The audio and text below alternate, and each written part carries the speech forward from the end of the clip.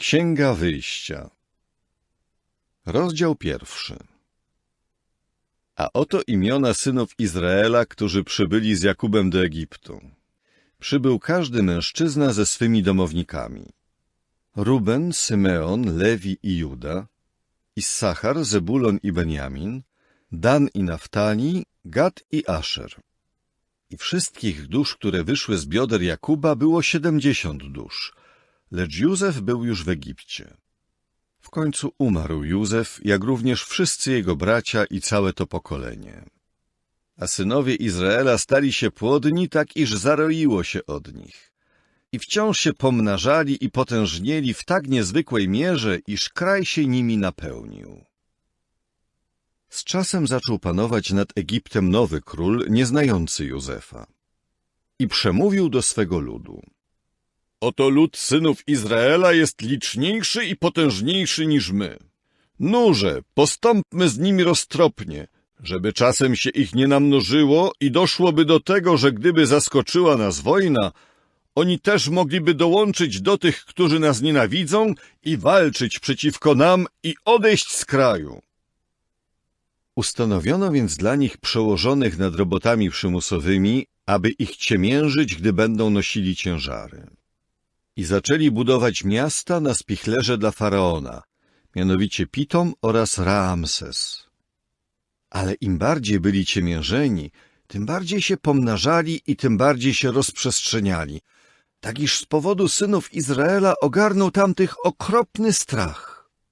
To też Egipcjanie zmusili synów Izraela do robót niewolniczych, tyranizując ich. I uprzykrzali im życie ciężką niewolniczą pracą przy zaprawie glinianej i cegłach oraz wszelką niewolniczą pracą w polu. Wszelką niewolniczą pracą, w której ich wykorzystywano jako tyranizowanych niewolników.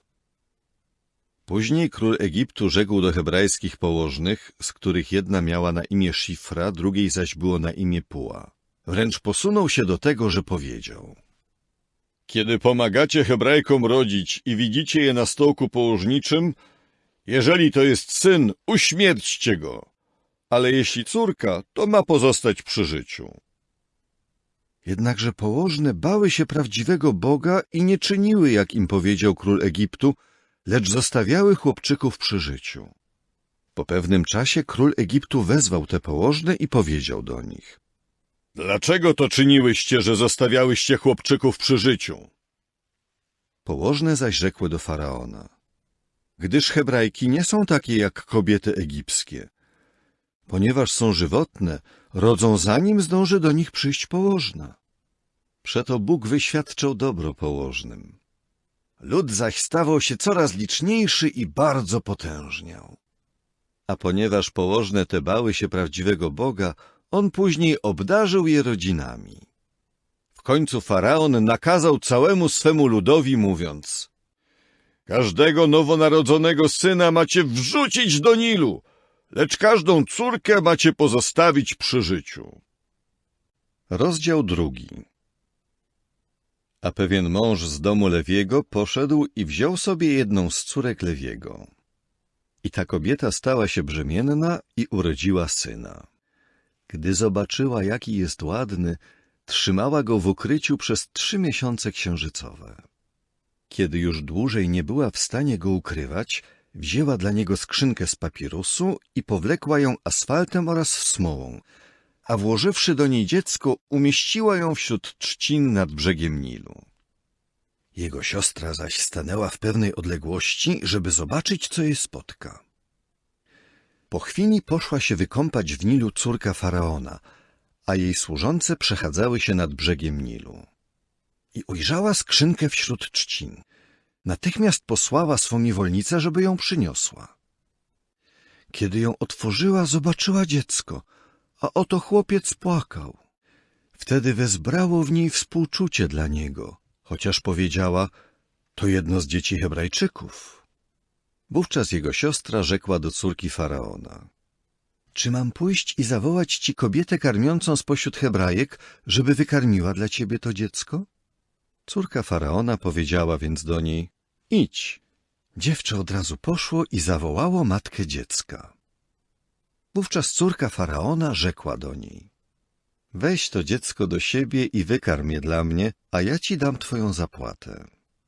To też owa kobieta wzięła dziecko i je wykarmiła. I chłopiec podrósł. Wtedy przyprowadziła go do córki Faraona, tak iż został jej synem. A ta nadała mu imię Mojżesz, mówiąc: wszak wyciągnęłam go z wody. A w owych dniach, gdy Mojżesz był coraz silniejszy, wyszedł do swoich braci popatrzeć na noszone przez nich ciężary. I ujrzał Egipcjanina, który bił pewnego Hebrajczyka spośród jego braci. Obejrzał się więc w jedną i drugą stronę i nikogo nie zobaczył.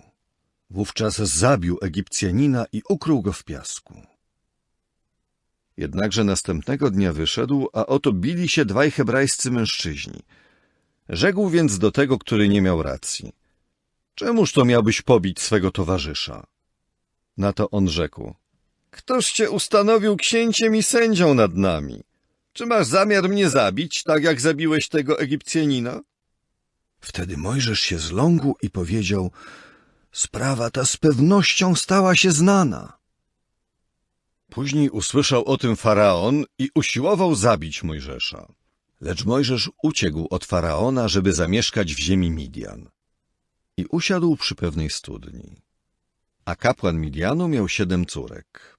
Jak zwykle przyszły one i czerpiąc wodę napełniały koryta, by napoić trzodę ojca. Jak zwykle przyszli też pasterze i je odpędzili. Wtedy Mojżesz wstał i pośpieszył kobietom na pomoc i napoił ich trzodę. Gdy więc przyszły do domu, do Reuela swego ojca, ten wykrzyknął: jak to się stało, że dzisiaj tak szybko przyszłyście do domu? Odrzekły: jakiś Egipcjanin wyzwolił nas z ręki pasterzy, a do tego jeszcze naczerpał za nas wody, żeby napoić trzodę. Wówczas powiedział do córek: ale gdzie on jest? Dlaczego zostawiłyście tego męża? Zawołajcie go, żeby zjadł chleba. Potem Mojżesz okazał gotowość zamieszkania u tego męża, on zaś dał Mojżeszowi swoją córkę Cypporę. Później urodziła ona syna, któremu nadał imię Gerszom, gdyż powiedział: stałem się osiadłym przybyszem w obcej ziemi. I w ciągu tych wielu dni król Egiptu w końcu umarł. Lecz synowie Izraela dalej wzdychali z powodu niewolniczej pracy i wołali, skarżąc się. A ich wołanie o pomoc z powodu niewolniczej pracy wciąż wznosiło się do prawdziwego Boga. Z czasem Bóg usłyszał ich jęki i wspomniał Bóg na swoje przymierze z Abrahamem, Izaakiem i Jakubem. Bóg spojrzał więc na synów Izraela i zwrócił Bóg uwagę. Rozdział 3. A Mojżesz został pasterzem trzody Jetry, kapłana midianickiego, którego był zięciem. Kiedy pędził trzodę na zachodnią stronę pustkowia, przyszedł w końcu do góry prawdziwego Boga, do Chorebu.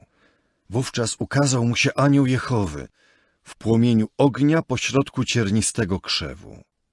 Gdy tak patrzył, oto ciernisty krzew płonął ogniem, a mimo to ów ciernisty krzew nie spłonął. Wtedy Mojżesz rzekł: podejdę, żeby się przyjrzeć temu wielkiemu zjawisku. Dlaczego ciernisty krzew się nie spala?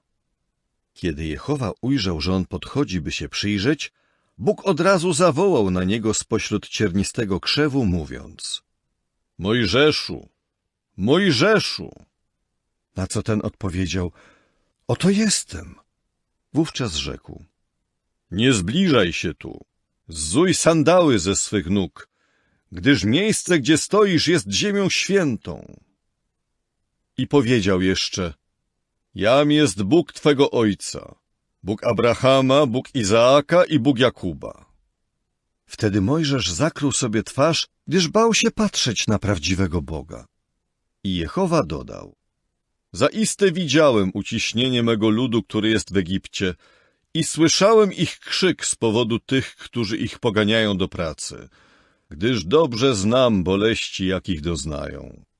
I zstępuję, aby ich wyzwolić z ręki Egipcjan i wyprowadzić z tej ziemi do ziemi dobrej i przestronnej, do ziemi mlekiem i miodem płynącej, na miejsce Kananejczyków i Chetytów i Amorytów i Peryzzytów, i Chiwitów, i Jebusytów.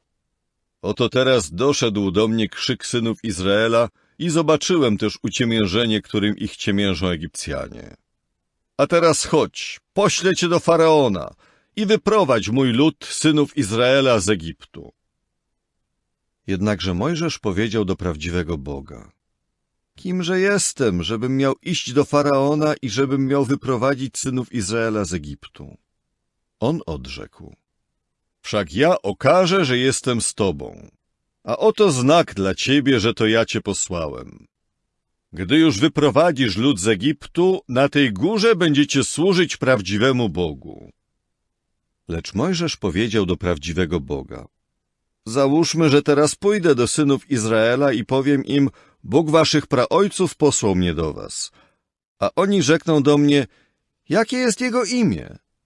Co mam im powiedzieć? Wtedy Bóg rzekł do Mojżesza: Okaże się, kim się okaże. I dodał: Oto co masz powiedzieć synom Izraela. Okaże się, posłał mnie do was.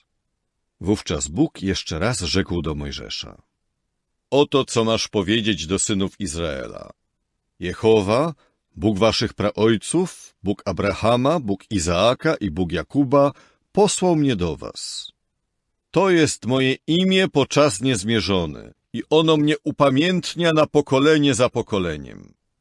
Idź i zbierz starszych Izraela i powiedz im: Jehowa, Bóg waszych praojców, Bóg Abrahama, Izaaka i Jakuba, ukazał mi się mówiąc: Zaiste zwrócę uwagę na was oraz na to, co wam czynią w Egipcie.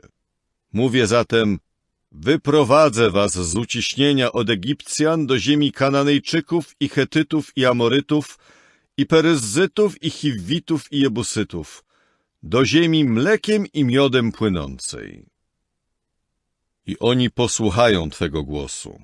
A ty idź, ty i starsi Izraela, do króla Egiptu i powiedzcie mu: Jehowa, Bóg Hebrajczyków, nawiązał z nami kontakt. I teraz chcielibyśmy pójść na pustkowie na odległość 3 dni drogi. Chcemy też złożyć ofiarę Jehowie naszemu Bogu. Ja zaś dobrze wiem, że król Egiptu nie zezwoli wam pójść, chyba że zmuszony silną ręką. I wyciągnę rękę i uderzę Egipt wszystkimi moimi zdumiewającymi czynami, których w nim dokonam, a potem on was odprawi. I sprawię, że ten lud znajdzie łaskę w oczach Egipcjan. Gdy więc pójdziecie, nie pójdziecie z pustymi rękami. I każda kobieta poprosi sąsiadkę i kobietę będącą przybyszką w jej domu o przedmioty ze srebra i o przedmioty ze złota oraz o płaszcze. I włożycie je na waszych synów i wasze córki i ogołocicie Egipcjan. Rozdział 4. Jednakże Mojżesz odpowiedział mówiąc: Ale przypuśćmy, że mi nie uwierzą i nie posłuchają mego głosu, gdyż powiedzą: Jehowa ci się nie ukazał. Wówczas Jehowa rzekł do niego: Co masz w ręku? A ten odpowiedział: Laskę. Następnie rzekł: Rzuć ją na ziemię. Rzucił ją więc na ziemię i zamieniła się w węża. I Mojżesz zaczął przed nim uciekać. Wtedy Jehowa rzekł do Mojżesza: Wyciągnij rękę i chwyć go za ogon. Wyciągnął zatem rękę i go chwycił, a on w jego dłoni stał się laską. Żeby, jak powiedział, uwierzyli, iż Jehowa, Bóg ich praojców, Bóg Abrahama, Bóg Izaaka i Bóg Jakuba ukazał się tobie. Wówczas Jehowa powiedział mu jeszcze: Włóż proszę rękę w górną fałdę swej szaty. Włożył więc rękę w górną fałdę swej szaty. Gdy ją wyjął, oto ręka była dotknięta trądem i wyglądała jak śnieg. Potem rzekł: Włóż rękę z powrotem w górną fałdę swej szaty. I on z powrotem włożył rękę w górną fałdę swej szaty. Gdy ją wyjął z górnej fałdy swej szaty, oto znowu była zdrowa jak reszta ciała. I stanie się, jak powiedział, że jeśli ci nie uwierzą i nie posłuchają głosu pierwszego znaku, to na pewno uwierzą głosowi drugiego znaku. A jeśli nie uwierzą nawet tym 2 znakom i nie posłuchają twego głosu, to nabierzesz wody z Nilu i wylejesz ją na suchą ziemię. i woda, której nabierzesz z Nilu, obróci się, naprawdę obróci się w krew na suchej ziemi.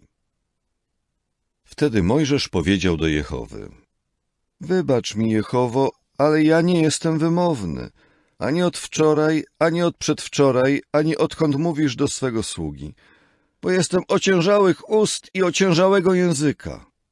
Na to Jehowa rzekł do niego: Kto uczynił człowiekowi usta? Albo kto czyni go niemym lub głuchym, lub dobrze widzącym lub ślepym? Czyż nie ja, Jehowa? Idź więc, a ja będę z twoimi ustami i nauczę cię, co winieneś mówić. Lecz on powiedział: Wybacz mi, Jehowo, ale racz posłać poprzez rękę tego, kogo chcesz posłać. Wówczas Jehowa zapałał gniewem na Mojżesza i rzekł: Czyż Lewita Aaron nie jest twoim bratem? Wiem, że naprawdę potrafi mówić i co więcej, już jest w drodze, by się z tobą spotkać. Gdy cię zobaczy, uraduje się w swym sercu i będziesz do niego mówił i włożysz słowa w jego usta, a ja będę z twoimi ustami oraz z jego ustami i nauczę was, co macie czynić. I on będzie za ciebie mówił do ludu i będzie ci służył za usta, ty zaś będziesz mu służył za Boga. A weźmiesz do ręki tę laskę, by nią dokonywać znaków. To też Mojżesz poszedł i wrócił do Jetry swego teścia i powiedział mu: Chciałbym pójść i wrócić do moich braci, którzy są w Egipcie, żeby zobaczyć, czy jeszcze żyją. A Jetro rzekł do Mojżesza: Idź w pokoju. Potem Jehowa rzekł do Mojżesza w Midianie: Idź, wróć do Egiptu, gdyż pomarli wszyscy mężowie, którzy nastawali na twoją duszę. Wówczas Mojżesz wziął żonę oraz synów i wsadził ich na osła i wyruszył z powrotem do ziemi egipskiej. Prócz tego Mojżesz wziął do ręki laskę prawdziwego Boga. A Jehowa powiedział jeszcze do Mojżesza: Kiedy już pójdziesz i wrócisz do Egiptu, dopilnuj, żebyś przed Faraonem dokonał wszystkich cudów, które dałem ci do ręki. Ja zaś pozwolę, by jego serce zacięło się w uporze i ludu nie odprawi. I powiesz Faraonowi: Oto co rzekł Jehowa: Izrael jest moim synem, moim pierworodnym. I mówię do ciebie: odpraw mojego syna, żeby mógł mi służyć. Ale jeśli będziesz się wzbraniał go odprawić, oto ja zabiję twojego syna, twego pierworodnego. A w drodze, w miejscu noclegu, Jehowa wyszedł naprzeciw niego i chciał go uśmiercić. W końcu Cypora wzięła krzemień i odcięła swemu synowi napletek i dotknąwszy nim jego stóp, powiedziała: Wszak jesteś dla mnie oblubieńcem krwi. To też odszedł od niego. Wtedy rzekła: oblubieniec krwi, ze względu na obrzezanie. Potem Jehowa rzekł do Aarona: Idź spotkać się z Mojżeszem na pustkowiu. On więc poszedł i spotkawszy go na górze prawdziwego Boga, ucałował go. A Mojżesz zaczął mówić Aaronowi wszystkie słowa Jehowy, które go wysłał, i o wszystkich znakach, których kazał mu dokonać. Potem Mojżesz i Aaron poszli i zebrali wszystkich starszych spośród synów Izraela. Wówczas Aaron powiedział wszystkie słowa, które Jehowa wyrzekł do Mojżesza, i dokonał znaków na oczach ludu. Wtedy lud uwierzył. Gdy usłyszeli, że Jehowa zwrócił uwagę na synów Izraela i że zobaczył ich uciśnienie, pokłonili się i padli na twarze. Rozdział 5. A potem Mojżesz i Aaron weszli i przemówili do Faraona: Oto, co powiedział Jehowa, Bóg Izraela: Odpraw mój lud, by mogli dla mnie obchodzić święto na pustkowiu. Lecz Faraon rzekł: Któż to jest Jehowa, żebym miał usłuchać jego głosu i odprawić Izraela?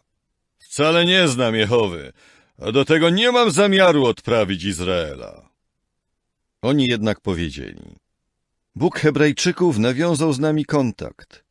Chcielibyśmy udać się na pustkowie na odległość 3 dni drogi i złożyć ofiarę Jehowie naszemu Bogu.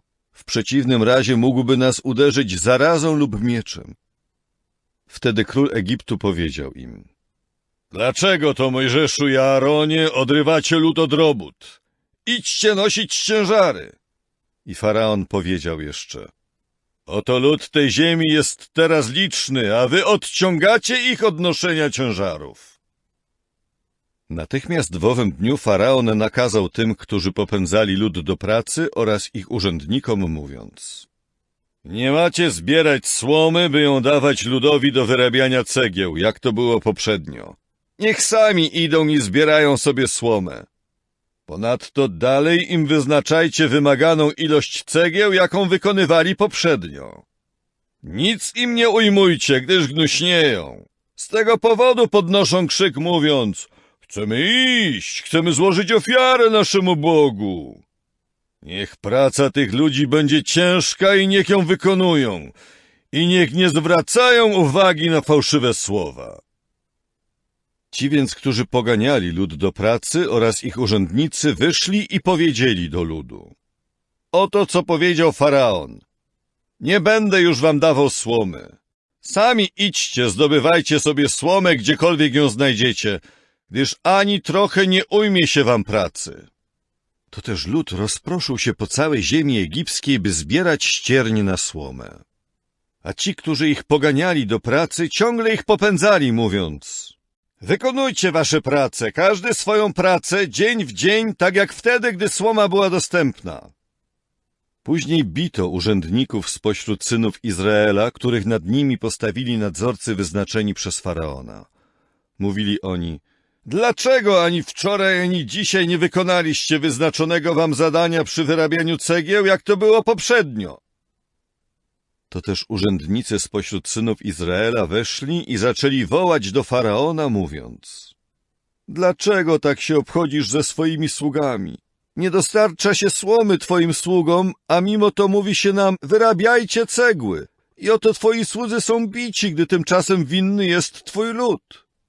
Ale on rzekł: wy gnuśniejecie. Dlatego mówicie: chcemy iść, chcemy złożyć ofiarę Jehowie. A teraz idźcie, do roboty. Chociaż nie będą wam dawać słomy, macie dostarczać ustaloną ilość cegieł. Wówczas urzędnicy spośród synów Izraela zobaczyli, iż są w złej sytuacji, jako że powiedziano: nie wolno wam ani trochę ujmować cegieł z niczyjej normy dziennej. Potem natknęli się na Mojżesza i Aarona, którzy tam stali, by się z nimi spotkać, gdy będą wychodzić od Faraona. Od razu rzekli do nich: oby Jehowa spojrzał na was i osądził, ponieważ uczyniliście z nas odrażającą woń dla Faraona i dla jego sług i włożyliście im do ręki miecz, by nas zabili. Wówczas Mojżesz zwrócił się do Jehowy i powiedział: Jehowo, dlaczego wyrządziłeś zło temu ludowi? Dlaczego mnie posłałeś?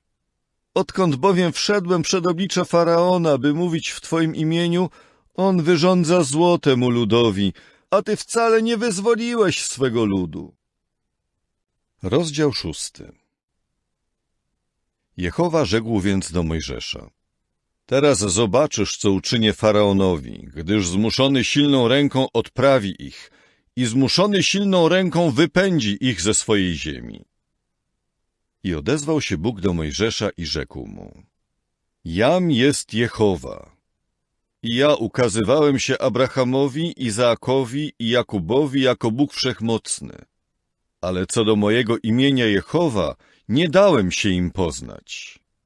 Ustanowiłem też moje przymierze z nimi, by dać im ziemię Kanaan, ziemię ich pobytu w charakterze osiadłych przybyszów, w której przebywali jako przybysze. I usłyszałem jęki synów Izraela, których Egipcjanie trzymają w niewoli, i pamiętam o moim przymierzu. Dlatego powiedz synom Izraela: Jam jest Jehowa, i ja wyprowadzę was spod brzemion Egipcjan i wyzwolę was z ich niewoli i wyratuję was wyciągniętym ramieniem i potężnymi sądami. I wezmę was sobie za lud i okażę, że jestem dla was Bogiem i poznacie, iż ja jestem Jehowa, wasz Bóg, który was wyprowadza spod brzemion Egiptu. I zaprowadzę was do ziemi, co do której podniosłem rękę na znak przysięgi, że ją dam Abrahamowi, Izaakowi i Jakubowi. I dam wam ją na własność. Jam jest Jehowa. Potem Mojżesz powiedział o tym synom Izraela, ale oni nie słuchali Mojżesza wskutek zniechęcenia i z powodu ciężkiej niewoli. Wówczas Jehowa rzekł do Mojżesza mówiąc: Idź, powiedz Faraonowi królowi Egiptu, żeby odprawił synów Izraela ze swojej ziemi. Lecz Mojżesz odezwał się przed obliczem Jehowy, mówiąc: Oto synowie Izraela nie posłuchali mnie. Jakże więc posłucha mnie Faraon, zwłaszcza, że jestem nieobrzezanych warg? Ale Jehowa dalej mówił do Mojżesza i Aarona i przez nich wydawał nakazy synom Izraela oraz Faraonowi królowi Egiptu w celu wyprowadzenia synów Izraela z ziemi egipskiej. Oto głowy domu ich ojców. Synami Rubena, pierworodnego Izraela, byli Hanoch i Pallu, Hecron i Karmi. To są rodziny Rubena. A synami Symeona byli Jemuel i Jamin i Ochat i Jachin i Cochar i Szaul, syn Kananejki. To są rodziny Symeona. A oto imiona synów Lewiego według ich rodów. Gerszon i Kehat i Merari.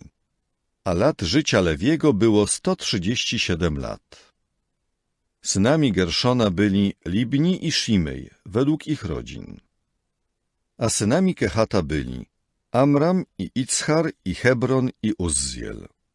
I lat życia Kehata było 133 lata. A synami Merariego byli Machli i Mushi.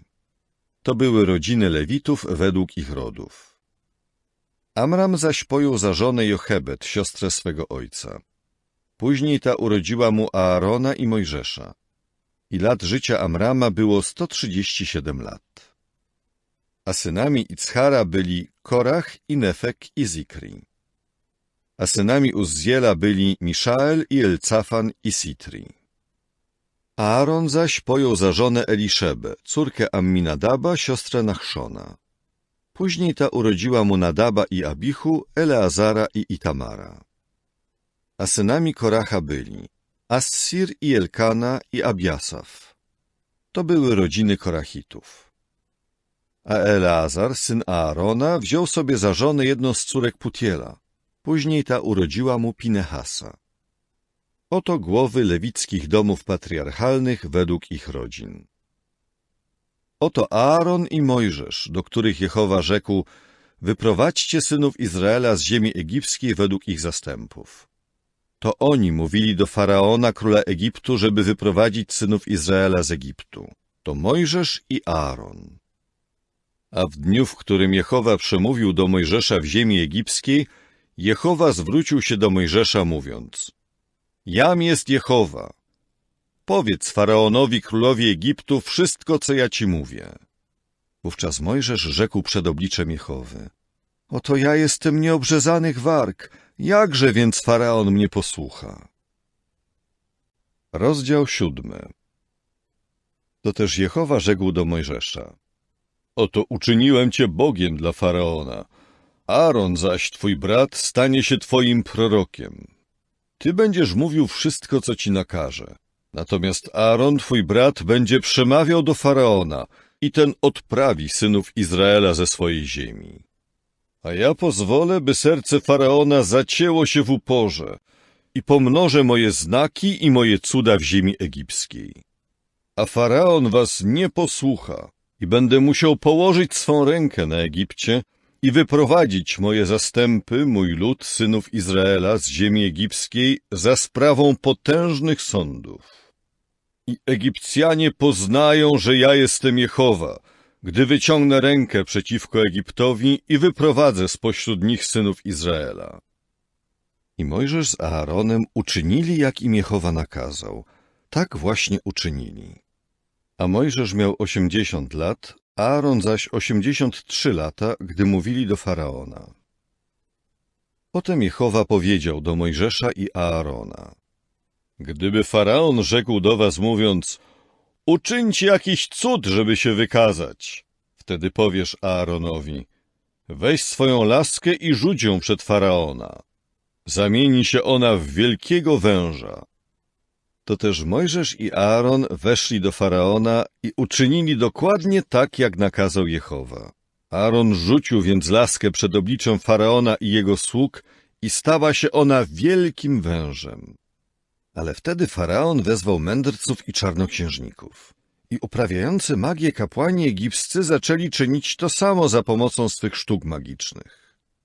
Rzucili więc każdy swoją laskę i te zamieniły się w wielkie węże.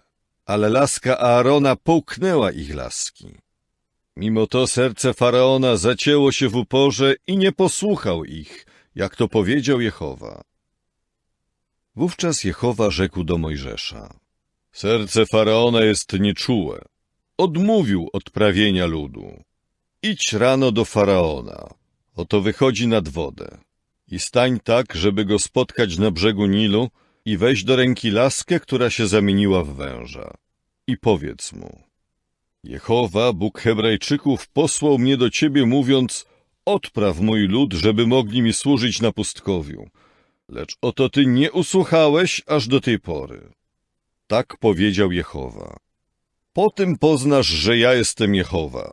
Oto laską, która jest w mojej ręce, uderzam wodę w Nilu i ona obróci się w krew. I ryby, które są w Nilu, będą zdychać, a Nil zacznie cuchnąć. I Egipcjanie wcale nie będą chcieli pić wody z Nilu. Następnie Jehowa rzekł do Mojżesza: powiedz Aaronowi: weź swoją laskę i wyciągnij rękę nad wodę Egiptu, nad ich rzeki, nad kanały Nilu i nad trzciniaste rozlewiska i nad wszystkie nagromadzone wody, żeby się zamieniły w krew. I będzie krew w całej ziemi egipskiej, i w naczyniach drewnianych, i w naczyniach kamiennych. Mojżesz i Aaron natychmiast tak uczynili, jak to nakazał Jehowa. I podniósłszy laskę, na oczach Faraona oraz jego sług uderzył wodę w Nilu. I cała woda, która była w Nilu, obróciła się w krew. Ryby zaś, które były w Nilu, pozdychały, a Nil zaczął cuchnąć. I Egipcjanie nie mogli pić wody z Nilu. I krew była w całej ziemi egipskiej.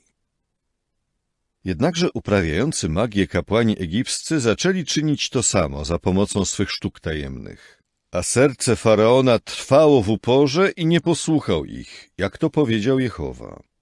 To też Faraon zawrócił i udał się do swego domu. I również tego nie wziął sobie do serca.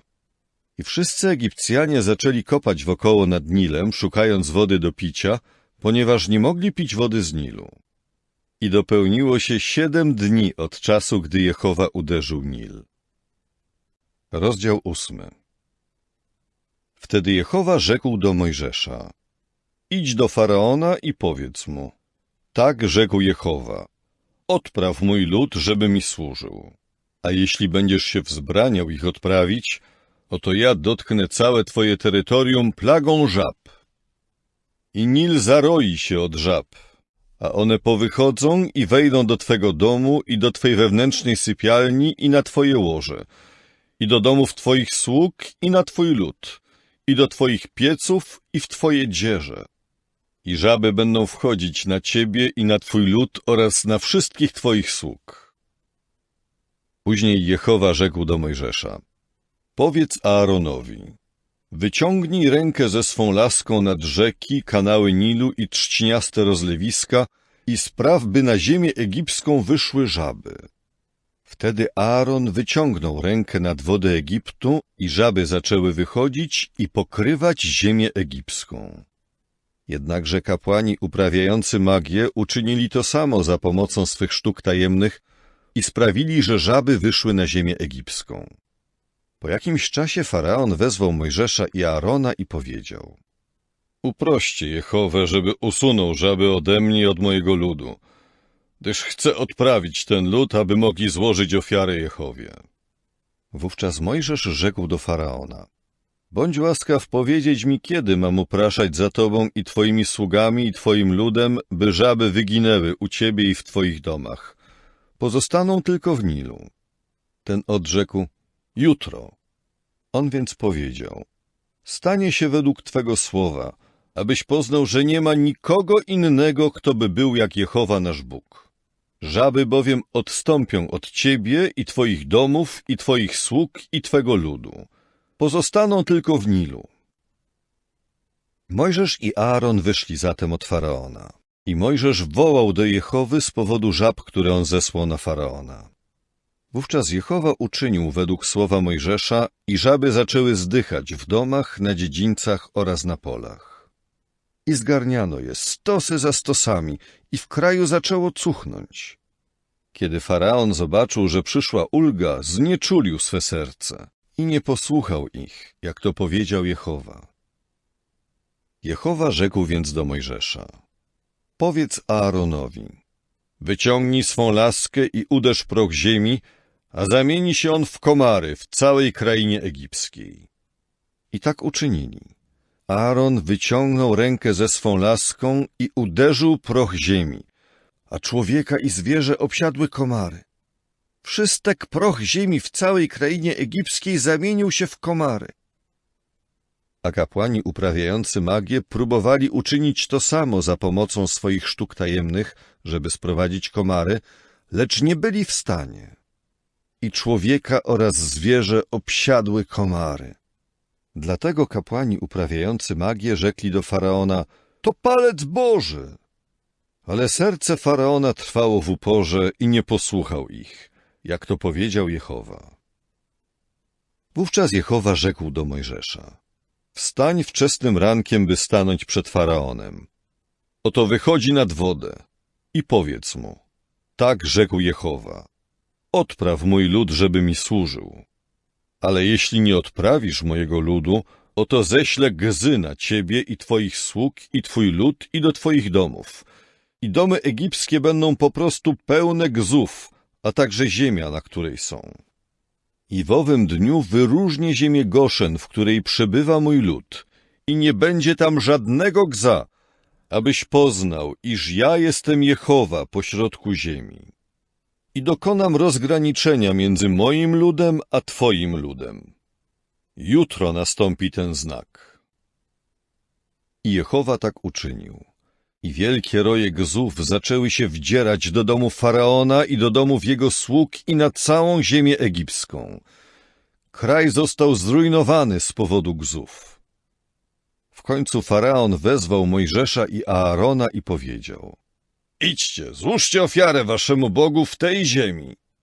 Lecz Mojżesz rzekł: jest to niedopuszczalne, gdyż Jehowie naszemu Bogu złożylibyśmy w ofierze coś, co dla Egipcjan jest odrażające.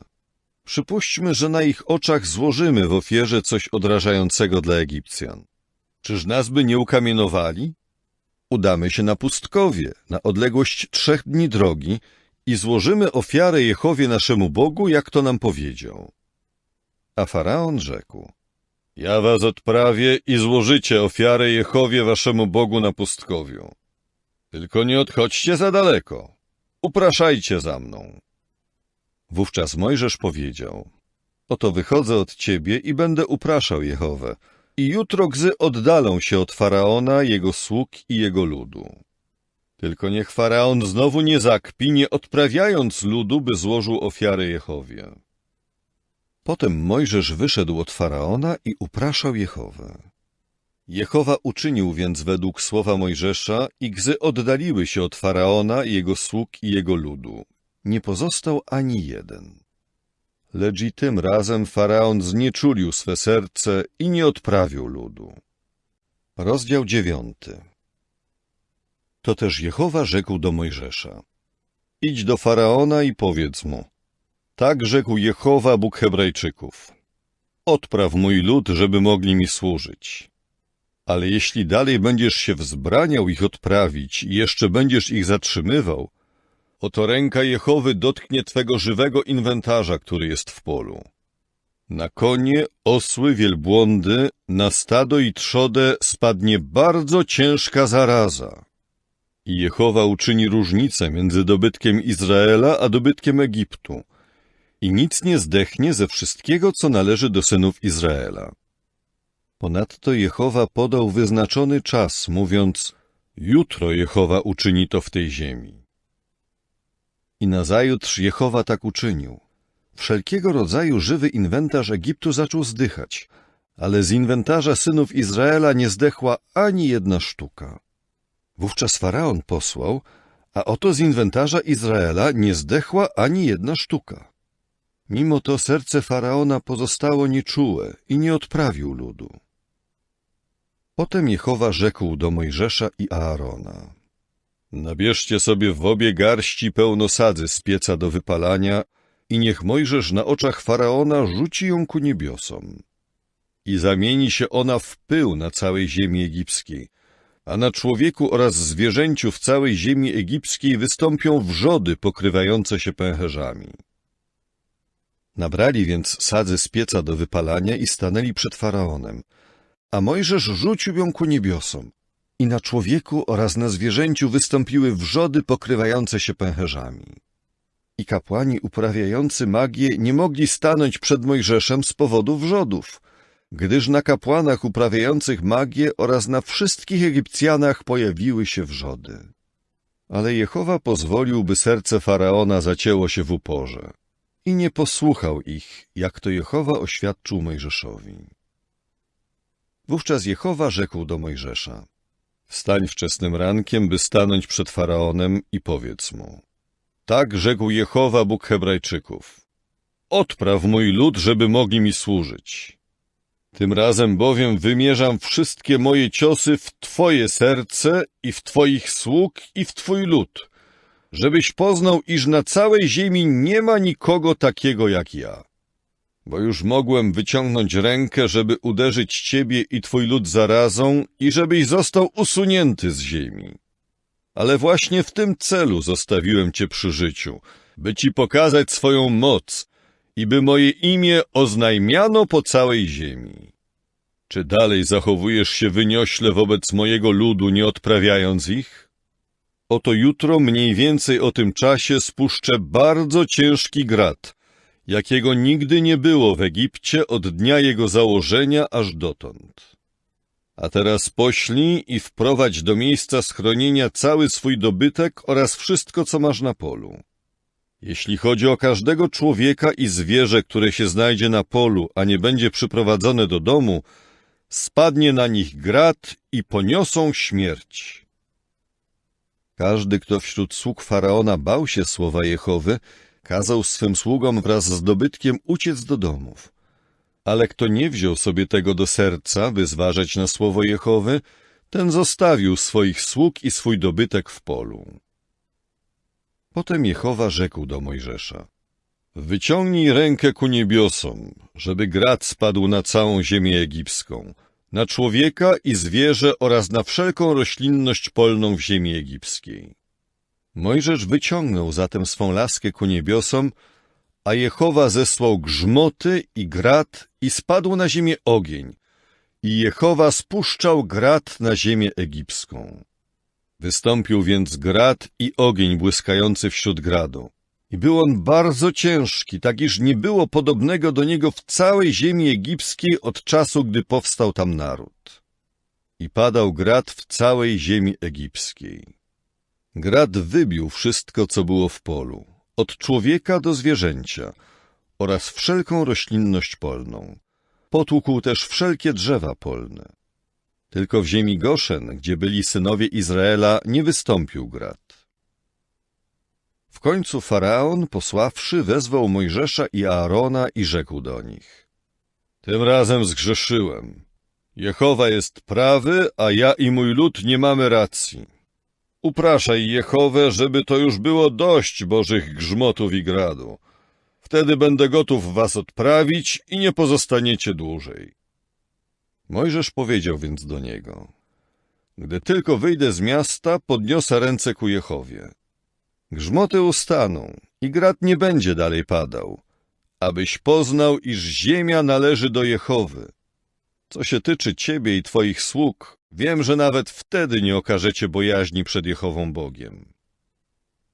Otóż len i jęczmień zostały wybite, gdyż jęczmień już się wykłosił, a len miał pąki kwiatowe. Ale pszenica i orkisz nie zostały wybite, gdyż są późniejsze. Mojżesz wyszedł więc od Faraona za miasto i podniósł ręce ku Jehowie, a grzmoty oraz grat zaczęły ustawać i deszcz już nie padał na ziemię. Kiedy Faraon zobaczył, że deszcz i grad i grzmoty ustały, znowu zgrzeszył i znieczulił swe serce, zarówno on, jak i jego słudzy. I serce Faraona trwało w uporze i nie odprawił synów Izraela, jak to Jehowa oświadczył za pośrednictwem Mojżesza. Rozdział 10.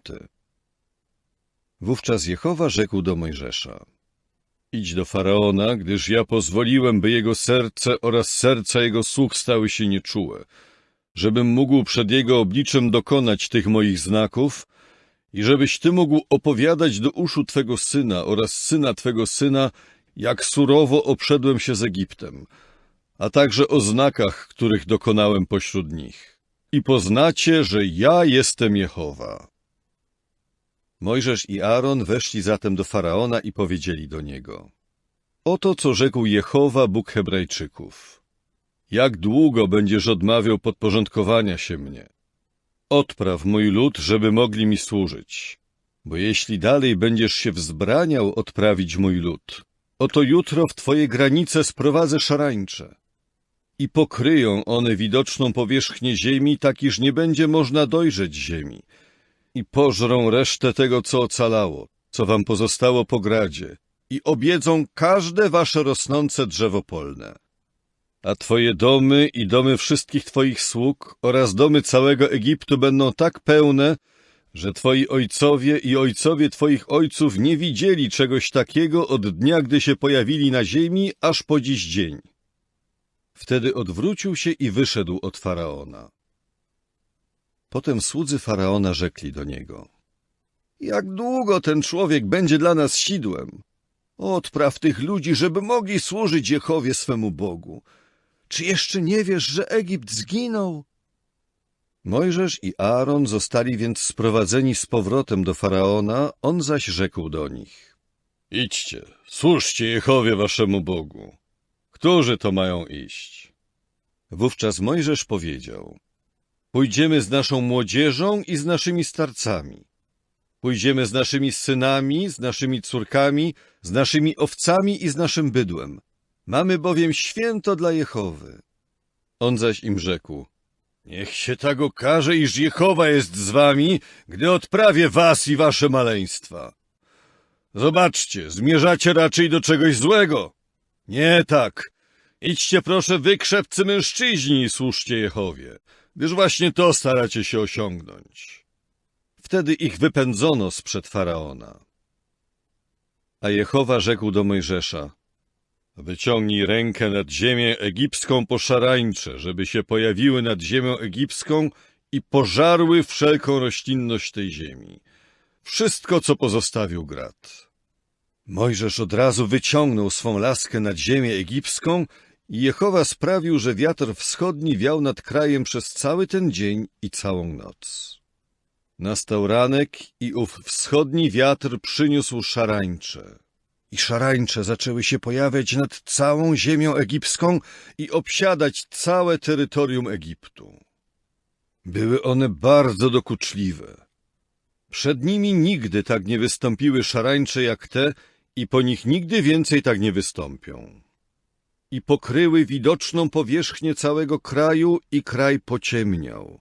I pożarły wszelką roślinność tej ziemi i wszystek owoc drzew, który pozostawił grad. I nie zostało nic zielonego na drzewach ani na roślinności polnej w całej ziemi egipskiej. To też Faraon śpiesznie wezwał Mojżesza i Arona i rzekł: zgrzeszyłem przeciwko Jehowie waszemu Bogu i przeciwko wam. A teraz zechciejcie przebaczyć mój grzech, choćby tylko tym razem, i upraszajcie Jehowę waszego Boga, żeby odwrócił ode mnie tę śmiertelną plagę. Wyszedł więc od Faraona i upraszał Jehowę. Wówczas Jehowa dokonał zmiany, sprowadzając bardzo gwałtowny wiatr zachodni, który porwał szarańcze i wtrącił je do Morza Czerwonego.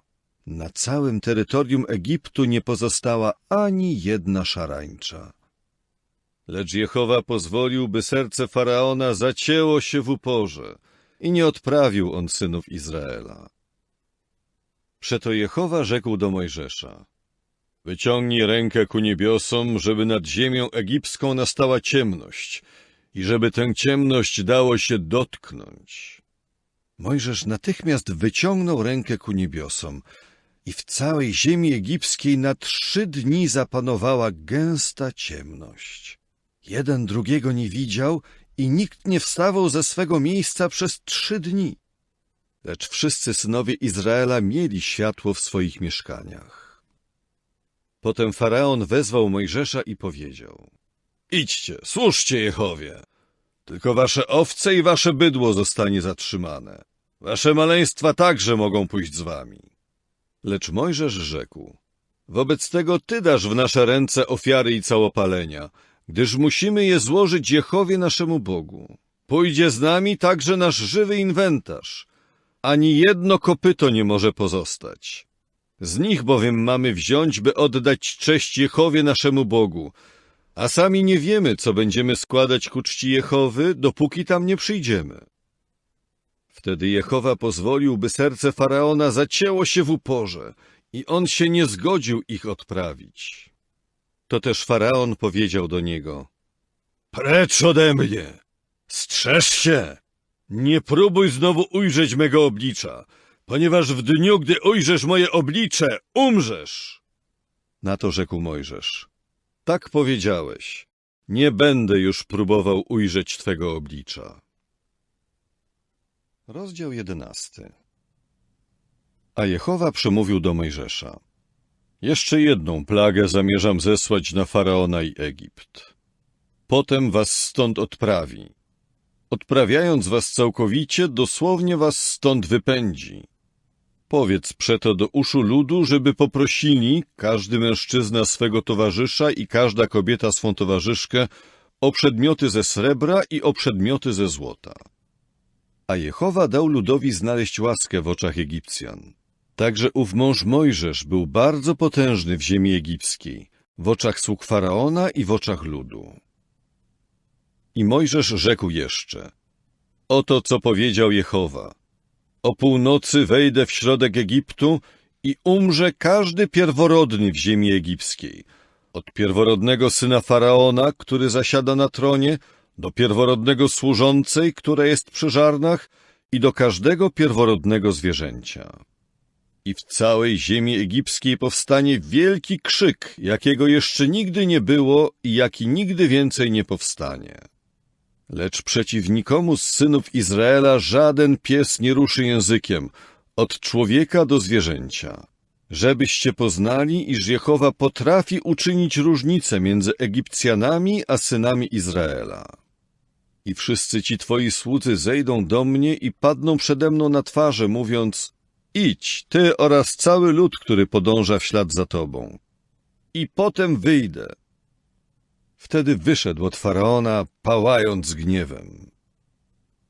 Wówczas Jehowa rzekł do Mojżesza: Faraon was nie posłucha, aby się pomnożyły moje cuda w ziemi egipskiej. A Mojżesz i Aaron dokonali wszystkich tych cudów przed Faraonem. Ale Jehowa pozwolił, by serce Faraona zacięło się w uporze, tak iż on nie odprawił synów Izraela ze swojej ziemi. Rozdział 12. Potem Jehowa rzekł do Mojżesza i Aarona w ziemi egipskiej: ten miesiąc będzie dla was początkiem miesięcy. Będzie dla was pierwszym spośród miesięcy roku. Powiedz całemu zgromadzeniu Izraela, mówiąc: 10 dnia tego miesiąca każdy ma sobie wziąć owcę na dom rodowy, owcę na dom. Ale jeśli domowników jest za mało na owce, niech on i jego bliski sąsiad wezmą ją do swego domu według liczby dusz. Każdego policzcie stosownie do tego, ile może zjeść z tej owcy. Owca przeznaczona dla was ma być zdrowa. Ma to być samiec jednoroczny. Możecie wybrać z baranków lub z kóz.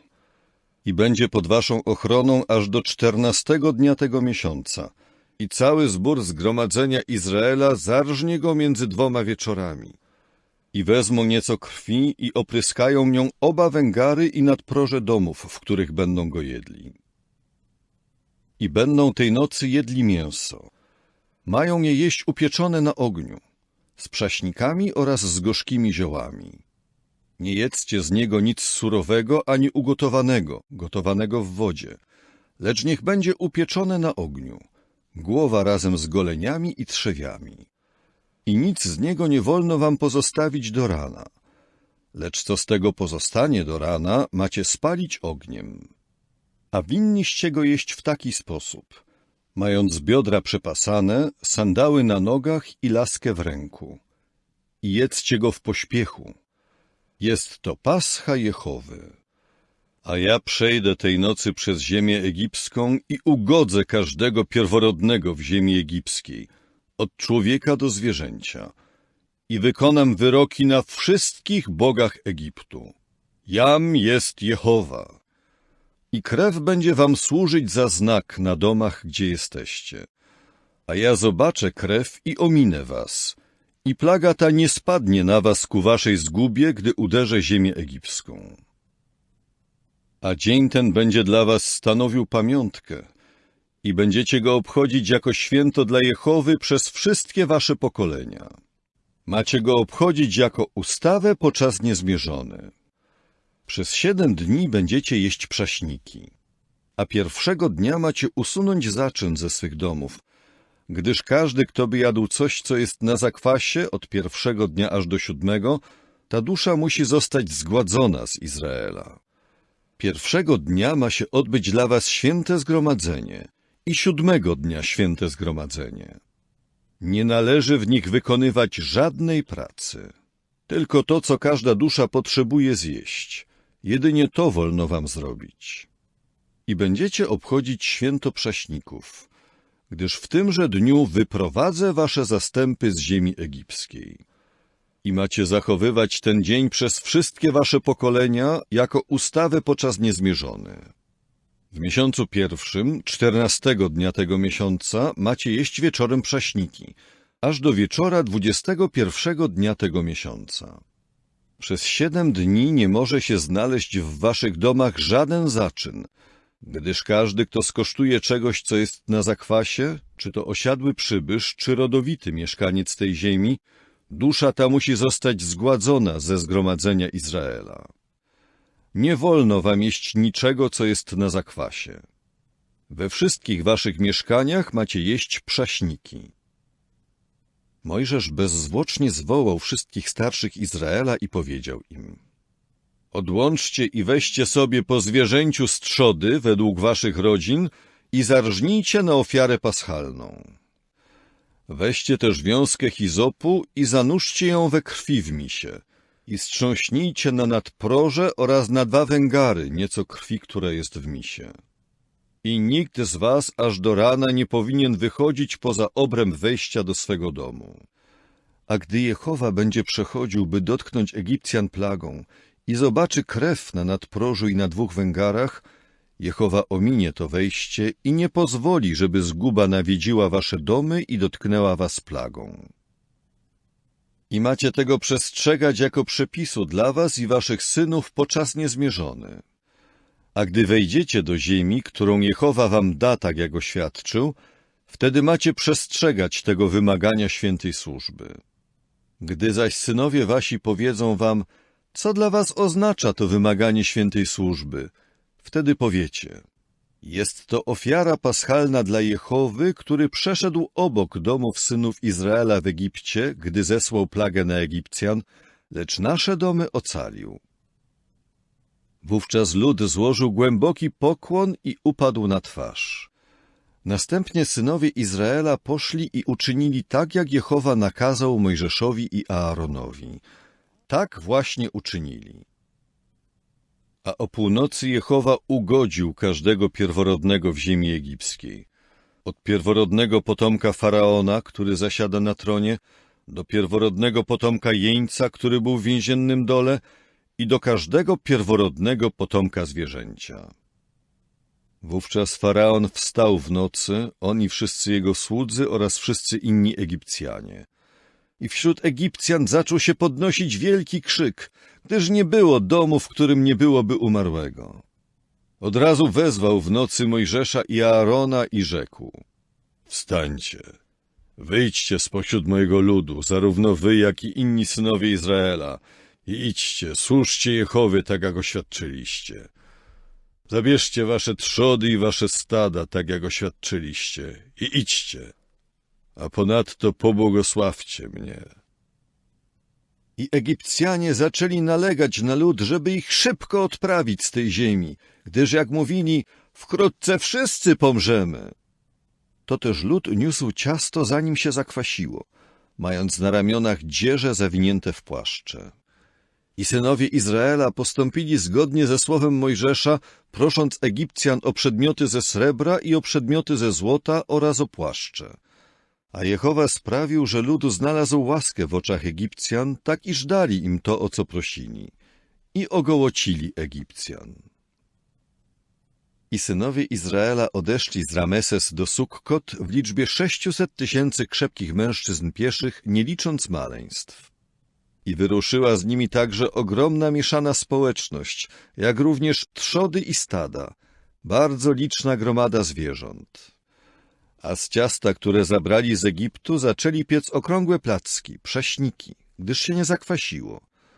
Zostali bowiem wypędzeni z Egiptu i nie mogli zwlekać, ani też nie przygotowali sobie żadnej żywności. A pobyt synów Izraela, którzy mieszkali w Egipcie, trwał 430 lat. I stało się pod koniec 430 lat, w tymże dniu, stało się, że wszystkie zastępy Jehowy wyszły z ziemi egipskiej. Jest to noc świętowania ze względu na Jehowę, za to, że ich wyprowadził z ziemi egipskiej. Ze względu na Jehowę jest to noc świętowania wszystkich synów Izraela przez wszystkie ich pokolenia. I Jehowa rzekł jeszcze do Mojżesza i Aarona: to jest ustawa dotycząca posiłku paschalnego. Żaden cudzoziemiec nie może go jeść. Lecz gdzie jest jakiś niewolnik nabyty za pieniądze, masz go obrzezać. Dopiero wtedy może uczestniczyć w jedzeniu go. Osiedleniec i najemnik nie może go jeść. Należy go jeść w jednym domu. Nie wolno ci wynosić żadnego kawałka mięsa poza dom na jakieś miejsce na zewnątrz. I nie wolno wam złamać w nim kości. Mają świętować całe zgromadzenie Izraela.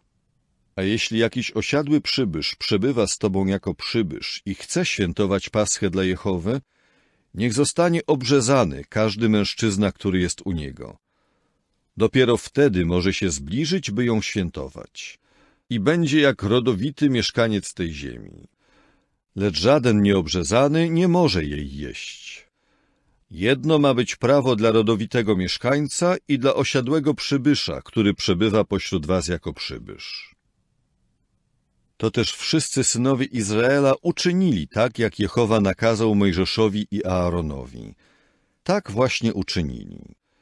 I w tymże dniu Jehowa wyprowadził synów Izraela wraz z ich zastępami z ziemi egipskiej. Rozdział 13. I Jehowa rzekł jeszcze do Mojżesza, mówiąc: poświęć mi każdego pierworodnego płci męskiej, który otwiera każde łono wśród synów Izraela, wśród ludzi i zwierząt. Jest mój. I Mojżesz przemówił do ludu: niech będzie upamiętniany ten dzień, w którym wyszliście z Egiptu, z domu niewolników, gdyż Jehowa wyprowadził was stąd siłą ręki. Nie można więc jeść niczego, co jest na zakwasie. Wychodzicie dzisiaj w miesiącu Abib. A gdy Jehowa wprowadzi cię do ziemi Kananejczyków i Chetytów i Amorytów i Chiwitów i Jebusytów, co do której przysiągł twoim praojcom, że dają tobie, do ziemi mlekiem i miodem płynącej, wtedy będziesz przestrzegał tego wymagania świętej służby w tym miesiącu. Przez 7 dni masz jeść prześniki, a w dniu 7 jest święto dla Jehowy. Prześniki należy jeść przez 7 dni. I nie może być u ciebie widziany nic na zakwasie.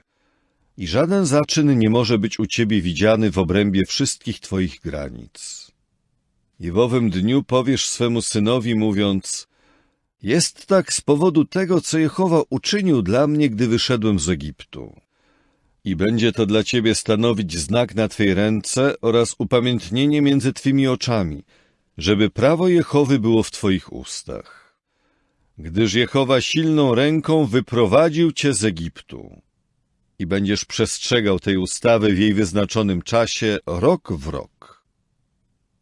A gdy Jehowa wprowadzi cię do ziemi Kananejczyków, tak jak przysiągł tobie i twoim praojcom, i gdy ci ją da, wtedy poświęcisz Jehowie każdego, kto otwiera łono i każde pierworodne młode zwierzę, które będzie twoje. To, co jest płci męskiej, należy do Jehowy. Każdego pierworodnego osła masz wykupić owcą, a jeśli go nie wykupisz, to masz mu złamać kark. Masz też wykupić każdego pierworodnego człowieka wśród twoich synów. A gdyby twój syn dopytywał się później, mówiąc, co to oznacza? Powiesz mu, Jehowa siłą ręki wyprowadził nas z Egiptu, z domu niewolników. A Faraon okazał upór i nie chciał nas odprawić. To też Jehowa zabił każdego pierworodnego w ziemi egipskiej, od pierworodnego potomka człowieka do pierworodnego potomka zwierzęcia. Dlatego składam w ofierze Jehowie wszystkie samce, które otwierają łono, a każdego pierworodnego z moich synów wykupuję. I będzie to stanowić znak na twej ręce oraz przepaskę między twymi oczami, gdyż Jehowa siłą ręki wyprowadził nas z Egiptu. A gdy Faraon odprawiał lud, Bóg nie powiódł ich drogą przez ziemię Filistynów, chociaż było blisko, bo rzekł Bóg, może lud będzie żałował, gdy zobaczy wojnę i wróci do Egiptu. Dlatego Bóg prowadził lud drogą okrężną, po pustkowiu nad Morzem Czerwonym. Lecz synowie Izraela wyszli z ziemi egipskiej w szyku bojowym. A Mojżesz wziął ze sobą kości Józefa, gdyż on uroczyście zaprzysiągł synów Izraela, mówiąc, Bóg z całą pewnością zwróci na was uwagę, a wy zabierzcie stąd ze sobą moje kości. I opuściwszy Sukkot, rozłożyli się obozem w Etam na skraju pustkowia. A Jehowa szedł przed nimi za dnia w słupie obłoku, by ich prowadzić drogą, nocą zaś w słupie ognia, aby im świecić, żeby mogli iść dniem i nocą. Słup obłoku nie ustępował sprzed ludu za dnia, ani słup ognia nocą. Rozdział 14. Potem Jehowa rzekł do Mojżesza, mówiąc, powiedz synom Izraela, żeby zawrócili i rozłożyli się obozem pod Pichahirot, między Migdol a morzem, naprzeciw Baal-Cefon. Macie rozłożyć się obozem naprzeciw niego nad morzem. Wówczas Faraon powie o synach Izraela, błąkają się bezładnie po tej ziemi. Pustkowie ich zamknęło. Ja zaś pozwolę, by serce Faraona zacięło się w uporze i będzie ich ścigał. A ja okryję się chwałą w związku z Faraonem i wszystkimi jego wojskami. I Egipcjanie poznają, że ja jestem Jehowa. Oni więc tak właśnie uczynili. Później doniesiono królowi Egiptu, że lud uciekł. Serce Faraona oraz jego sług natychmiast się zmieniło w stosunku do ludu, tak iż powiedzieli, cóż to uczyniliśmy, odprawiając Izraela z niewolniczej służby dla nas. Wówczas przygotował rydwany wojenne i wziął ze sobą swój lud. Wziął też 600 doborowych rydwanów oraz wszystkie inne rydwany Egiptu, a także wojowników na każdy z nich. Tak to Jehowa pozwolił, by serce Faraona, króla Egiptu, zacięło się w uporze i zaczął on ścigać synów Izraela, podczas gdy synowie Izraela odchodzili z podniesioną ręką. I Egipcjanie ich ścigali, i wszystkie konie Faraona zaprzęgnięte do rydwanów, jak również jego jeźdźcy i jego wojska doścignęli ich, gdy ci obozowali nad morzem pod Pichahirot naprzeciw Baal-Cefon. Kiedy Faraon się zbliżył, synowie Izraela podnieśli oczy, a oto maszerowali za nimi Egipcjanie. Wtedy synowie Izraela bardzo się zlękli i zaczęli wołać do Jehowy. I odezwali się do Mojżesza, czy to dlatego, że w Egipcie nie ma grobowców, wziąłeś nas tu, byśmy pomarli na pustkowiu? Cóżeś nam uczynił, wyprowadzając nas z Egiptu? Czyż nie to słowo wyrzekliśmy do ciebie w Egipcie, mówiąc, zostaw nas w spokoju, żebyśmy służyli Egipcjanom, bo lepiej nam służyć Egipcjanom, niż pomrzeć na tym pustkowiu. Wówczas Mojżesz powiedział do ludu, Nie lękajcie się. Stójcie niewzruszenie i oglądajcie wybawienie, które Jehowa dziś wam zgotuje.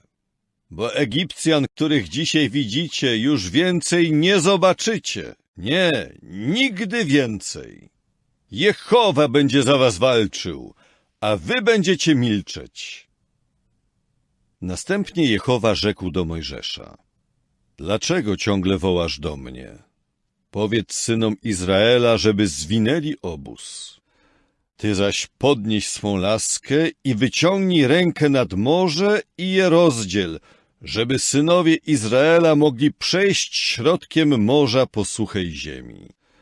A oto ja pozwolę, by serca Egipcjan zacięły się w uporze, żeby weszli za nimi i żebym okrył się chwałą w związku z Faraonem oraz wszystkimi jego wojskami, jego rydwanami wojennymi i jego jeźdźcami.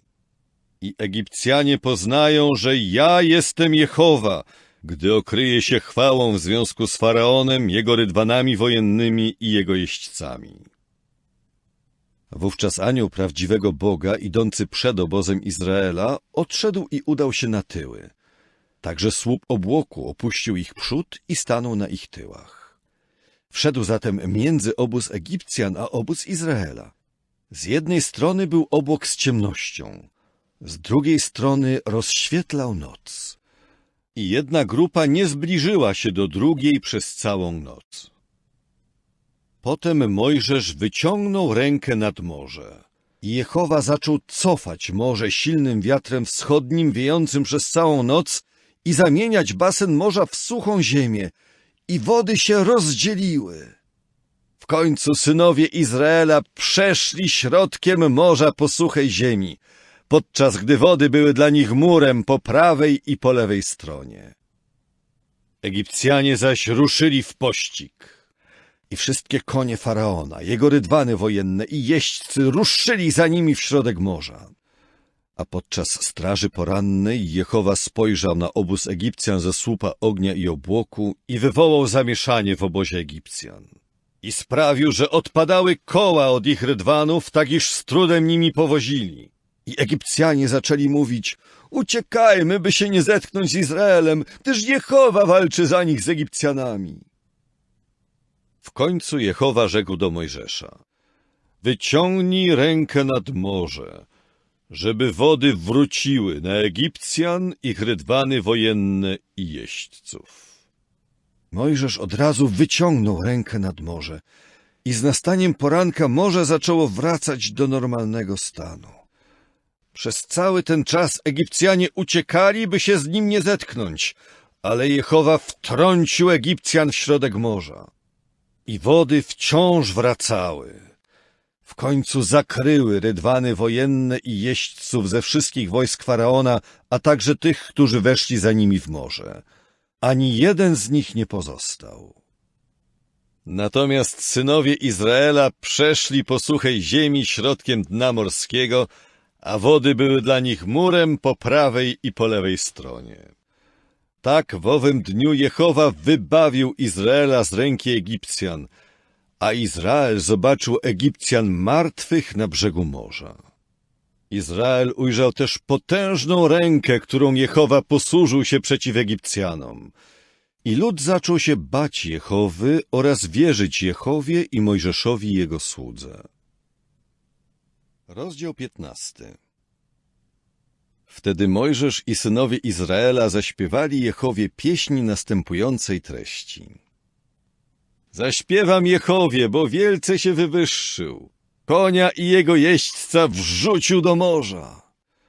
Moją siłą i moją potęgą jest Jach, gdyż On jest mi wybawieniem. To mój Bóg, będę Go sławił.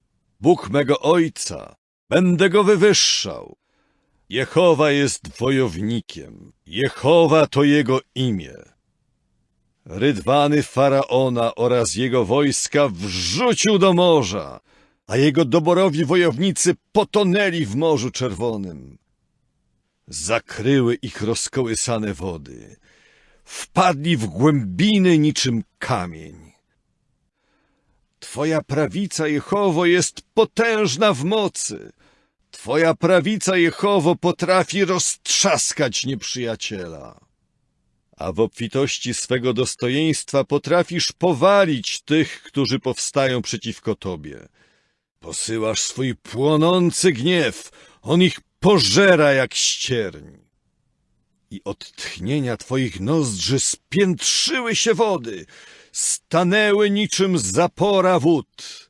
Rozkołysane wody zakrzepły w sercu morza. Nieprzyjaciel rzekł: będę ścigał, dogonię, rozdzielę łup. Moja dusza napełni się nimi. Dobędę miecza, moja ręka ich wypędzi. Wionąłeś swoim tchnieniem, zakryło ich morze. Potonęli niczym ołów w majestatycznych wodach. Któż wśród bogów jest podobny do Ciebie, Jehowo? Któż jest jak Ty, potężny w świętości? Ty, przed którym należy wyrażać bojaźń w pieśniach pochwalnych, który dokonujesz rzeczy zadziwiających. Ty wyciągnąłeś swą prawicę, zaczęła ich pochłaniać ziemia. Ty w swej lojalnej życzliwości prowadziłeś lud, który wyratowałeś. Ty swoją siłą zaprowadzisz ich do swego świętego miejsca przebywania. Ludy usłyszą, zadrżą, bóle porodowe chwycą mieszkańców Filistei. Wtedy zaniepokoją się szejkowie Edomu. Despotycznych władców Moabu ogarnie drżenie. Zwątpią wszyscy mieszkańcy Kanaanu. Padnie na nich trwoga i strach. Z powodu wielkości Twojego ramienia znieruchomieją jak kamień. Aż przejdzie Twój lud, Jehowo, aż przejdzie lud, który utworzyłeś. Zaprowadzisz ich i zasadzisz na górze Twego dziedzictwa, w ustalonym miejscu, które przygotowałeś dla siebie, by je zamieszkiwać, Jehowo. W sanktuarium, Jehowo, które założyły Twe ręce. Jehowa będzie królował po czas niezmierzony, na zawsze. Kiedy konie Faraona z jego rydwanami wojennymi i jego jeźdźcami weszły do morza, Jehowa z powrotem sprowadził na nich wody morza, podczas gdy synowie Izraela przeszli po suchej ziemi przez środek morza.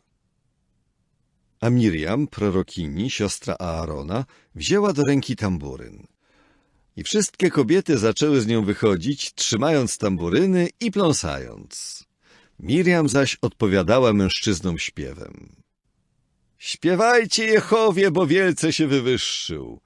Konia i jego jeźdźca wrzucił do morza. Później Mojżesz wyprowadził Izraela z nad Morza Czerwonego i wyszli na pustkowie Szur. I przez 3 dni maszerowali po tym pustkowiu, ale nie znaleźli wody. Po pewnym czasie przyszli do Mara, ale nie mogli pić wody z Mara, gdyż była gorzka. Dlatego nadał temu miejscu nazwę Mara. A lud zaczął szemrać przeciwko Mojżeszowi, mówiąc: co mamy pić? Wówczas wołał on do Jehowy, a Jehowa skierował go ku pewnemu drzewu. Ten zaś wrzucił je do wody i woda stała się słodka. Tam ustanowił on dla nich przepis i precedens sądowy i tam poddał ich próbie. I rzekł jeszcze: jeśli będziesz pilnie słuchał głosu Jehowy, Twego Boga, i czynił to, co słuszne w Jego oczach, i naprawdę nadstawiał ucha na Jego przykazania i przestrzegał wszystkich Jego przepisów, to nie sprowadzę na Ciebie żadnej z dolegliwości, jakie sprowadziłem na Egipcjan, gdyż ja jestem Jehowa, który Cię uzdrawia. Potem przybyli do Elim, gdzie było 12 źródeł wody i 70 palm, i rozłożyli się tam obozem nad wodą. Rozdział 16. Później odeszli z Elim i całe zgromadzenie synów Izraela w końcu przybyło na pustkowie Sin, które jest między Elim a Synajem, 15 dnia miesiąca 2 po wyjściu z ziemi egipskiej.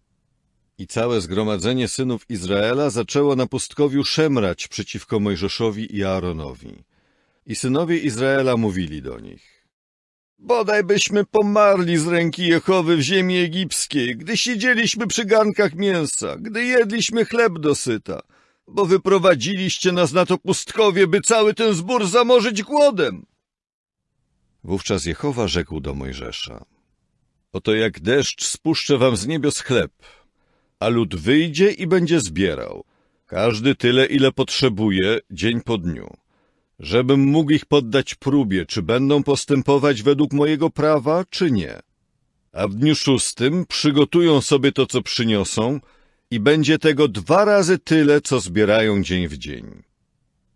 Przeto Mojżesz i Aaron powiedzieli do wszystkich synów Izraela: wieczorem poznacie, że to Jehowa wyprowadził was z ziemi egipskiej.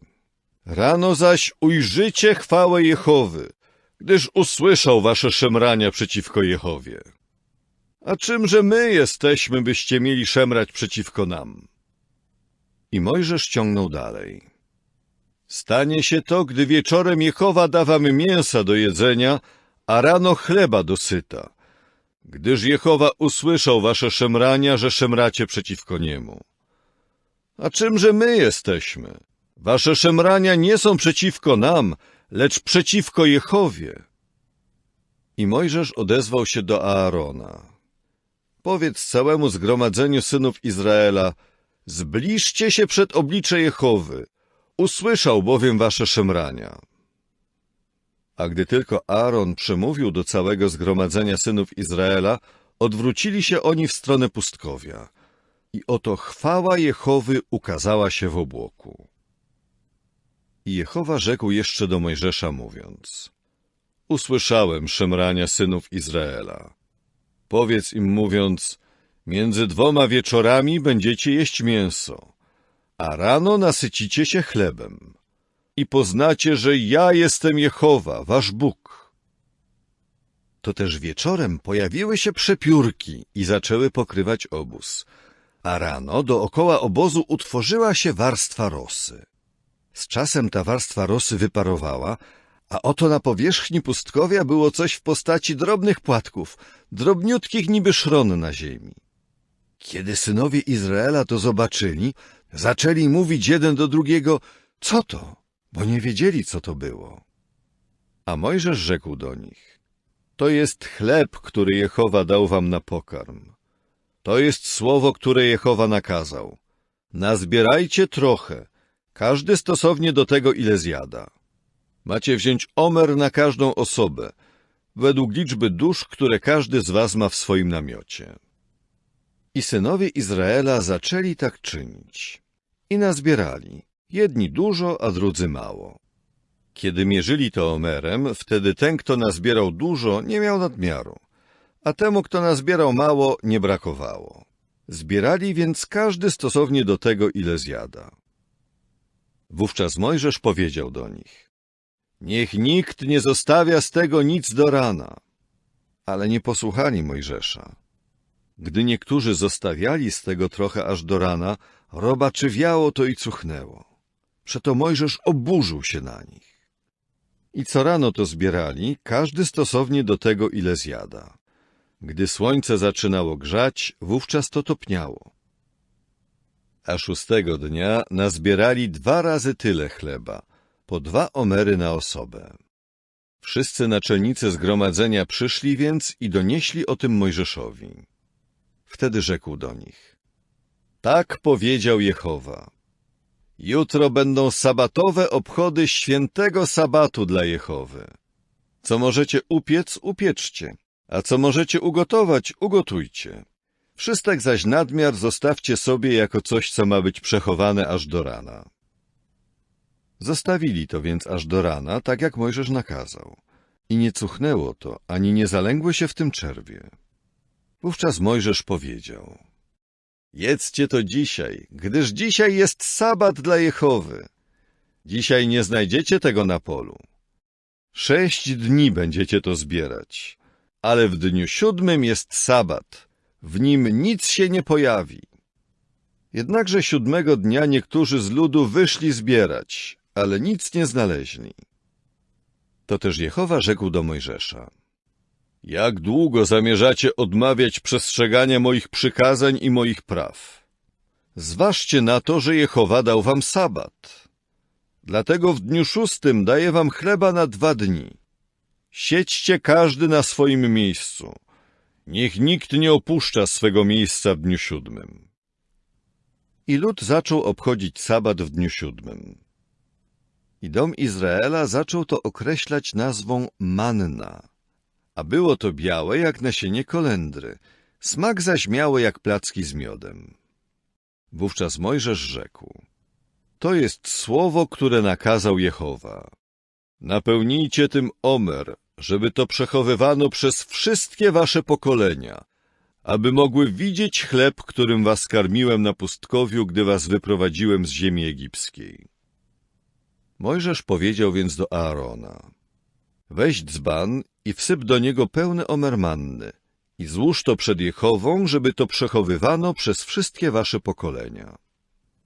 Tak jak Jehowa nakazał Mojżeszowi, Aaron złożył to przed świadectwem, żeby to przechowywano. I synowie Izraela jedli mannę przez 40 lat, aż przyszli do zamieszkanej ziemi. Jedli mannę, aż przyszli do granicy ziemi Kanaan. A omer stanowi 10. część efy. Rozdział 17. I całe zgromadzenie synów Izraela odchodziło z pustkowia Sin etapami, które odbywali zgodnie z rozkazem Jehowy. I rozłożyli się obozem w Refidim. Ale lud nie miał wody do picia. I lud wszczął kłótnię z Mojżeszem, mówiąc: daj nam wody, żebyśmy mogli pić. Lecz Mojżesz rzekł do nich: dlaczego się ze mną kłócicie? Dlaczego wciąż wystawiacie Jehowę na próbę? A lud był tam spragniony wody i szemrał lud przeciwko Mojżeszowi, mówiąc: po cóż wyprowadziłeś nas z Egiptu, żeby nas i naszych synów i nasz żywy inwentarz przyprawić o śmierć z pragnienia? W końcu Mojżesz zawołał do Jehowy, mówiąc: co mam uczynić z tym ludem? Jeszcze trochę, a mnie ukamienują. Wówczas Jehowa rzekł do Mojżesza: przejdź przed ludem i weź ze sobą kilku starszych Izraela oraz swą laskę, którą uderzyłeś Nil. Weź ją do ręki i idź. Oto ja stoję przed tobą tam na skale przy Chorebie. Uderz w skałę, a wyjdzie z niej woda, i lud będzie ją pił. I Mojżesz tak uczynił na oczach starszych Izraela. Nadał więc temu miejscu nazwę Massa i Meriba, z powodu kłótni synów Izraela, a także dlatego, że wystawili Jehowę na próbę, mówiąc: czy Jehowa jest pośród nas, czy nie? I nadciągnęli Amalekici i zaczęli walczyć z Izraelem w Refidim. Wtedy Mojżesz rzekł do Jozłego: wybierz nam mężczyzn i wyrusz, walcz z Amalekitami. Jutro stanę na szczycie wzgórza, mając w ręku laskę prawdziwego Boga. Wówczas Jozue uczynił tak, jak mu powiedział Mojżesz, żeby walczyć z Amalekitami. A Mojżesz, Aaron i Hur wstąpili na szczyt wzgórza. I gdy tylko Mojżesz podnosił rękę, Izraelici uzyskiwali przewagę. Lecz gdy tylko opuszczał rękę, przewagę uzyskiwali Amalekici. Kiedy Mojżeszowi zaczęły ciążyć ręce, wzięli kamień i mu go podłożyli, a on na nim usiadł. Aaron zaś i Hur podpierali mu ręce, jeden z jednej strony, a drugi z drugiej strony, tak iż jego ręce pozostawały wzniesione aż do zachodu słońca. Dlatego Jozue pobił Amaleka i jego lud ostrzem miecza. Wtedy Jehowa rzekł do Mojżesza: zapisz to dla upamiętnienia w księdze i włóż to do uszu Jozłego. Całkowicie wymarzę spod niebios pamięć o Amaleku. I Mojżesz zbudował ołtarz i nadał mu nazwę Jehowa Nissi, mówiąc: ponieważ jest ręka przeciwna tronowi Jah, Jehowa będzie toczył wojnę z Amalekiem z pokolenia na pokolenie. Rozdział 18. A Jetro, kapłan midianicki, teść Mojżesza, usłyszał o wszystkim, co Bóg uczynił dla Mojżesza oraz dla Izraela swego ludu, jak Jehowa wyprowadził Izraela z Egiptu. To też Jetro, teść Mojżesza, wziął Cypporę, żonę Mojżesza, uprzednio odesłaną, a także 2 jej synów, z których jeden miał na imię Gerszom, gdyż jak powiedział, osiadłym przybyszem stałem się w obcej ziemi, drugi zaś miał na imię Eliezer, gdyż jak rzekł, Bóg mego ojca jest moim wspomożycielem, ocalił mnie bowiem od miecza Faraona. I Jetro, teść Mojżesza, oraz jego synowie i jego żona przyszli do Mojżesza na pustkowie, gdzie obozował przy górze prawdziwego Boga. Wówczas przesłał do Mojżesza wiadomość. Przyszedłem do ciebie, ja, twój teść Jetro, a także twoja żona i z nią jej dwaj synowie. Mojżesz niezwłocznie wyszedł spotkać się ze swoim teściem i padł na twarz i go ucałował.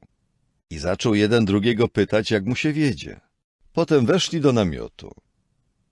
I opowiadał Mojżesz swemu teściowi o wszystkim, co Jehowa uczynił Faraonowi i Egiptowi ze względu na Izraela, i o całej niedoli, jaka ich spotkała w drodze, i o tym, jak Jehowa ich jednak wyzwalał. Wówczas Jetro ucieszył się z wszelkiego dobra, które Jehowa wyświadczył Izraelowi, wyzwalając ich z ręki Egiptu. Następnie Jetro powiedział, błogosławiony niech będzie Jehowa, który was wyzwolił z ręki Egiptu i z ręki Faraona i który wyzwolił lud spod ręki Egiptu. Teraz wiem, że Jehowa jest większy niż wszyscy inni bogowie, na podstawie tego, jak oni zuchwale wystąpili przeciw nim. Potem Jetro, teść Mojżesza, wziął całopalenie i ofiary dla Boga. I Aaron oraz wszyscy starsi Izraela przyszli, by z teściem Mojżesza jeść chleb przed prawdziwym Bogiem. Nazajutrz Mojżesz zasiadł jak zwykle, by służyć ludowi za sędziego, a lud stał przed Mojżeszem od rana do wieczora. I teść Mojżesza zobaczył wszystko, co on czynił dla ludu. Rzekł więc, cóż to takiego czynisz dla ludu? Dlaczego siedzisz sam, a wszystek lud staje przed tobą od rana do wieczora? Wówczas Mojżesz powiedział do teścia, dlatego, że lud przychodzi do mnie, by pytać Boga. Gdy wyłoni się u nich jakaś sprawa, ma ona trafić do mnie. Ja zaś rozsądzę między jedną stroną a drugą i oznajmię rozstrzygnięcia prawdziwego Boga oraz Jego prawa. Wtedy teść Mojżesza rzekł do niego, niedobrze to czynisz. Na pewno zamęczysz zarówno siebie, jak i ten lud, który jest z tobą, gdyż zajęcie to jest dla ciebie zbyt wielkim ciężarem. Nie jesteś w stanie czynić tego sam. Posłuchaj więc mojego głosu. Doradzę ci, a Bóg będzie z tobą. Ty sam służ jako przedstawiciel ludu przed prawdziwym Bogiem i ty sam przedkładaj sprawy prawdziwemu Bogu. I uprzedzaj ich o tym, jakie są przepisy i prawa, i zapoznawaj ich z drogą, którą mają kroczyć i z pracą, którą mają wykonywać. Ale z całego ludu powinieneś sobie wybrać mężów zdolnych, bojących się Boga, mężów godnych zaufania, nienawidzących niesprawiedliwego zysku. I ustanów ich nad nimi jako przełożonych nad tysiącami, przełożonych nad setkami, przełożonych nad 50 i przełożonych nad 10. I będą oni sądzić lud przy każdej sposobności. I każdą wielką sprawę przedłożą tobie, ale każdą sprawę pomniejszą rozpatrzą sami jako sędziowie. Odciąż więc siebie, a oni będą dźwigać ciężar razem z tobą. Jeżeli tak uczynisz, a Bóg ci nakazał, to na pewno będziesz mógł temu podołać, a ponadto cały ten lud wróci w pokoju na swoje miejsce.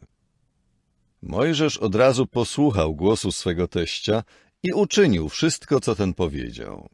I Mojżesz zaczął wybierać zdolnych mężów z całego Izraela i powierzać im stanowiska zwierzchników nad ludem, jako przełożonych nad tysiącami, przełożonych nad setkami, przełożonych nad 50 i przełożonych nad 10. A oni sądzili lud przy każdej sposobności. Trudną sprawę przedkładali Mojżeszowi, lecz każdą sprawę pomniejszą rozpatrywali sami jako sędziowie. Potem Mojżesz pożegnał się ze swym teściem i ten odszedł do swojej krainy. Rozdział 19. W 3. miesiącu po wyjściu synów Izraela z ziemi egipskiej, tego samego dnia, przybyli na pustkowie Synaj. I wyruszyli z Refidim, a przybywszy na pustkowie Synaj, rozłożyli się obozem na tym pustkowiu. I obozował tam Izrael naprzeciw góry. Mojżesz zaś udał się do prawdziwego Boga, a Jehowa zaczął do niego wołać z owej góry, mówiąc: To masz powiedzieć domowi Jakuba i oznajmić synom Izraela. Sami widzieliście, co uczyniłem Egipcjanom, żeby was znieść na orlich skrzydłach i przynieść was do siebie. Jeśli więc będziecie bezwzględnie posłuszni memu głosowi i naprawdę będziecie zachowywać moje przymierze, to staniecie się moją szczególną własnością spośród wszystkich ludów, gdyż do mnie należy cała ziemia. A wy sami staniecie się dla mnie królestwem kapłanów i narodem świętym. Oto słowa, które masz powiedzieć synom Izraela. Mojżesz więc przyszedł i wezwawszy starszych ludu, przedłożył im wszystkie te słowa, które Jehowa mu nakazał. Potem cały lud jednogłośnie odpowiedział, mówiąc: Wszystko, co rzekł Jehowa, jesteśmy gotowi czynić. Mojżesz natychmiast zaniósł Jehowie słowa ludu. Wtedy Jehowa rzekł do Mojżesza: Oto ja przychodzę do ciebie w ciemnym obłoku, żeby lud słyszał, gdy z tobą rozmawiam, i żeby również tobie wierzyli po czas niezmierzony. Wówczas Mojżesz przekazał Jehowie słowa ludu. A Jehowa przemówił do Mojżesza: Idź do ludu i uświęcaj ich dzisiaj i jutro, a oni mają wyprać swe płaszcze. I mają być gotowi na 3. dzień, gdyż 3. dnia Jehowa na oczach całego ludu zstąpi na górę Synaj. I dookoła wyznacz ludowi granice, mówiąc: Strzeżcie się wstępować na górę i nie dotykajcie jej z kraju. Każdy, kto dotknie góry, bezwarunkowo zostanie uśmiercony. Żadna ręka nie może go dotknąć, gdyż taki niechybnie zostanie ukamienowany lub niechybnie zostanie przebity. Czy to zwierzę, czy człowiek, nie będzie żyć. Na dźwięk baraniego rogu mogą podejść do góry. Wówczas Mojżesz zstąpił z góry do ludu i począł uświęcać lud, a oni zabrali się do prania swoich płaszczy. To też powiedział do ludu: Przygotujcie się w ciągu 3 dni. Wy, mężczyźni, nie zbliżajcie się do kobiety. A 3. dnia, gdy nastał ranek, zaczęły występować grzmoty i błyskawice i ukazał się na górze ciężki obłok i rozległ się bardzo donośny głos rogu, tak iż cały lud, który był w obozie, zaczął drżeć. Wówczas Mojżesz wyprowadził lud z obozu na spotkanie z prawdziwym Bogiem i stanęli u stóp góry. A góra Synaj wszędzie dymiła wskutek tego, że Jehowa zstąpił na nią w ogniu. I jej dym wznosił się jak dym z pieca do wypalania, a cała góra bardzo drżała. Gdy dźwięk rogu stawał się coraz głośniejszy, Mojżesz zaczął mówić, a prawdziwy Bóg zaczął mu odpowiadać głosem. Jehowa zstąpił więc na górę Synaj, na szczyt góry. Potem Jehowa zawołał Mojżesza na szczyt góry i Mojżesz tam wstąpił. A Jehowa rzekł do Mojżesza: Zejdź, ostrzeż lud, żeby nie próbowali przedostać się do Jehowy, by popatrzeć, i wielu z nich musiałoby zginąć. I niech uświęcą się także kapłani, którzy regularnie zbliżają się do Jehowy, by Jehowa nie wystąpił gwałtownie przeciwko nim. Wtedy Mojżesz powiedział do Jehowy: Lud nie może wchodzić na górę Synaj, gdyż ty sam już nas ostrzegłeś, mówiąc: Wyznacz granice góry i uczyń ją świętą. Lecz Jehowa rzekł do niego: Idź, zstąp i wejdź, ty i Aaron z tobą. I niech kapłani ani lud się nie przedzierają, by podejść do Jehowy, żeby gwałtownie nie wystąpił przeciwko nim. Mojżesz zstąpił więc do ludu i powiedział im to. Rozdział 20. A Bóg powiedział wszystkie te słowa, mówiąc: Jam jest Jehowa, Twój Bóg, który Cię wyprowadził z ziemi egipskiej, z domu niewolników. Nie wolno Ci mieć żadnych innych bogów na przekór mojemu obliczu. Nie wolno Ci robić sobie rzeźbionego wizerunku, ani postaci podobnej do czegokolwiek, co jest w niebiosach w górze, lub tego, co jest na ziemi na dole, lub tego, co jest w wodach pod ziemią. Nie wolno Ci kłaniać się im, ani dać się namówić do służenia im, gdyż ja, Jehowa, Twój Bóg, jestem Bogiem wymagającym wyłącznego oddania, zsyłającym karę za przewinienie ojców na synów, na 3. pokolenie i na 4. pokolenie w wypadku tych, którzy mnie nienawidzą, lecz okazującym lojalną życzliwość 1000. pokoleniu w wypadku tych, którzy mnie miłują i przestrzegają moich przykazań. Nie wolno ci używać imienia Jehowy, Twego Boga, w sposób niegodny, bo Jehowa nie pozostawi bez ukarania tego, kto używa Jego imienia w sposób niegodny. Pamiętając o tym, by uważać dzień sabatu za święty, przez 6 dni masz pracować i wykonywać wszelką swą pracę, ale dzień 7 jest sabatem dla Jehowy, Twego Boga. Nie masz wykonywać żadnej pracy, ty, ani twój syn, ani twoja córka, twój niewolnik, ani twoja niewolnica, ani twoje zwierzę domowe, ani twój osiadły przybysz, który jest w twoich bramach. Bo w ciągu 6 dni Jehowa uczynił niebiosa i ziemię, morze i wszystko, co w nich jest. A w dniu 7 zaczął odpoczywać. Dlatego Jehowa pobłogosławił dzień sabatu i zaczął go uświęcać. Szanuj swego ojca i swą matkę, aby długo trwały twoje dni na ziemi, którą daje ci Jehowa, twój Bóg. Nie wolno ci mordować. Nie wolno ci cudzołożyć. Nie wolno ci kraść. Nie wolno ci fałszywie świadczyć jako świadek przeciw twemu bliźniemu. Nie wolno ci pożądać domu twego bliźniego. Nie wolno ci pożądać żony twego bliźniego, ani jego niewolnika, ani jego niewolnicy, ani jego byka, ani jego osła, ani niczego, co należy do twego bliźniego. A cały lud widział grzmoty i błyskawice oraz dźwięk rogu i górę dymiącą. Gdy lud to zobaczył, wtedy zadrżeli i stanęli z daleka. I zwrócili się do Mojżesza. Ty przemawiaj do nas, a my będziemy słuchać. Ale Bóg niech do nas nie przemawia, byśmy czasem nie pomarli. Rzekł więc Mojżesz do ludu. Nie lękajcie się, gdyż prawdziwy Bóg przyszedł po to, by poddać was próbie i byście stale mieli przed swym obliczem bojaźń wobec Niego, żeby nie grzeszyć. A lud stał z daleka, lecz Mojżesz zbliżył się do ciemnych kłębów chmur, gdzie był prawdziwy Bóg. I Jehowa przemówił do Mojżesza. Oto, co masz powiedzieć synom Izraela. Sami widzieliście, że mówiłem do was z niebios. Nie wolno wam sporządzać obok mnie bogów ze srebra. Nie wolno wam też sporządzać sobie bogów ze złota.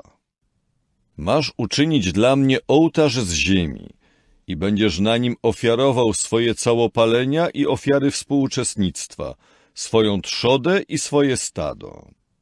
W każdym miejscu, gdzie upamiętnię swoje imię, przyjdę do ciebie i cię pobłogosławię. A jeśli będziesz czynił dla mnie ołtarz z kamieni, to nie wolno ci budować z kamieni ciosanych. Gdybyś przyłożył do niego dłuto, zbezcześciłbyś go. I nie wolno ci do mojego ołtarza wstępować po stopniach, żeby nie zostały na nim odsłonięte twoje wstydliwe części ciała. Rozdział 21. A oto sądownicze rozstrzygnięcia, które masz im przedstawić. Jeżeli kupisz hebrajskiego niewolnika, będzie on niewolnikiem 6 lat, ale w 7 odejdzie bez opłaty jako człowiek wolny. Jeżeli przyszedł sam, to sam odejdzie. Jeśli jest właścicielem żony, to jego żona odejdzie razem z nim. Jeżeli jego pan da mu żonę i ta urodzi mu synów lub córki, to żona i jej dzieci staną się własnością jej pana, a on odejdzie sam. Ale jeśli ów niewolnik będzie usilnie zapewniał, naprawdę miłuję mego pana, moją żonę oraz moich synów, nie chcę odejść jako człowiek wolny, to jego pan przyprowadzi go przed prawdziwego Boga i przyprowadzi go do drzwi lub węgara. I jego pan przekłuje mu ucho szydłem i będzie on jego niewolnikiem po czas niezmierzony. A jeżeli mężczyzna sprzeda swoją córkę jako niewolnicę, to ona nie odejdzie tak, jak odchodzą niewolnicy. Jeśli nie będzie się podobała oczom swego pana, tak iż on nie przeznaczy jej na nałożnicę, lecz przeznaczy ją do wykupienia, to nie będzie miał prawa sprzedać jej obcemu ludowi i tym samym postąpić wobec niej zdradziecko. Ale jeśli przeznaczy ją dla swego syna, to ma z nią postępować zgodnie z prawem przysługującym córkom. Jeżeli weźmie sobie inną żonę, to nie może nic ująć z jej wyżywienia, odzieży, ani z tego, co się jej należy w małżeństwie. Gdyby nie spełniał wobec niej tych 3 rzeczy, to ona odejdzie darmo, bez dawania pieniędzy. Kto uderzy mężczyznę, tak iż ten umrze, bezwarunkowo ma być uśmiercony. Ale jeśli nie czyha, a prawdziwy Bóg dopuści, by to się stało z jego ręki, to wyznaczę ci miejsce, gdzie może uciec. A jeśli jakiś mężczyzna tak się rozsierdzi na swego bliźniego, że go podstępnie zabije, masz go zabrać nawet od mojego ołtarza, żeby umarł. A kto uderzy swego ojca i swą matkę, bezwarunkowo ma być uśmiercony. A kto porwie mężczyznę i go sprzeda, lub zostanie on znaleziony w jego ręku, ten bezwarunkowo ma być uśmiercony. A kto złorzeczy swemu ojcu i swej matce, bezwarunkowo ma być uśmiercony. A jeżeli mężczyźni się pokłócą i jeden z nich uderzy swego bliźniego kamieniem lub motyką i ten nie umrze, ale będzie musiał pozostawać w łóżku, to jeśli wstanie i będzie chodził na zewnątrz, sam się podpierając, wówczas ten, kto go uderzył, nie będzie podlegał karze. Zapłaci odszkodowanie tylko za stracony czas pracy, dopóki tamten całkowicie nie wyzdrowieje. A jeżeli mężczyzna uderzy kijem swego niewolnika lub swą niewolnicę, tak iż ktoś taki umrze pod jego ręką, to bezwarunkowo ma być pomszczony. Ale jeśli przeżyje dzień lub 2 dni, to nie ma być pomszczony, jest bowiem jego pieniądzem. A jeżeli mężczyźni biją się i wyrządzą krzywdę kobiecie brzemiennej i wyjdą z niej dzieci, lecz nie nastąpi wypadek śmiertelny, to bezwarunkowo należy od niego zażądać odszkodowania zgodnie z tym, co na niego nałoży właściciel tej kobiety. I ma to dać za pośrednictwem sędziów. Ale jeśli nastąpi wypadek śmiertelny, to masz dać duszę za duszę, oko za oko, ząb za ząb, rękę za rękę, nogę za nogę, oparzenie za oparzenie, ranę za ranę, cios za cios. A jeżeli mężczyzna uderzy w oko swego niewolnika lub w oko swej niewolnicy i je zniszczy, to ma taką osobę odprawić jako uwolnioną w ramach odszkodowania za oko. A jeśli wybije ząb swego niewolnika lub ząb swej niewolnicy, to ma kogoś takiego odprawić jako uwolnionego w ramach odszkodowania za ząb. A jeżeli byk pobodzi mężczyznę lub kobietę i ktoś taki umrze, to byka bezwarunkowo należy ukamienować, ale jego mięsa nie wolno jeść. A właściciel byka nie podlega karze.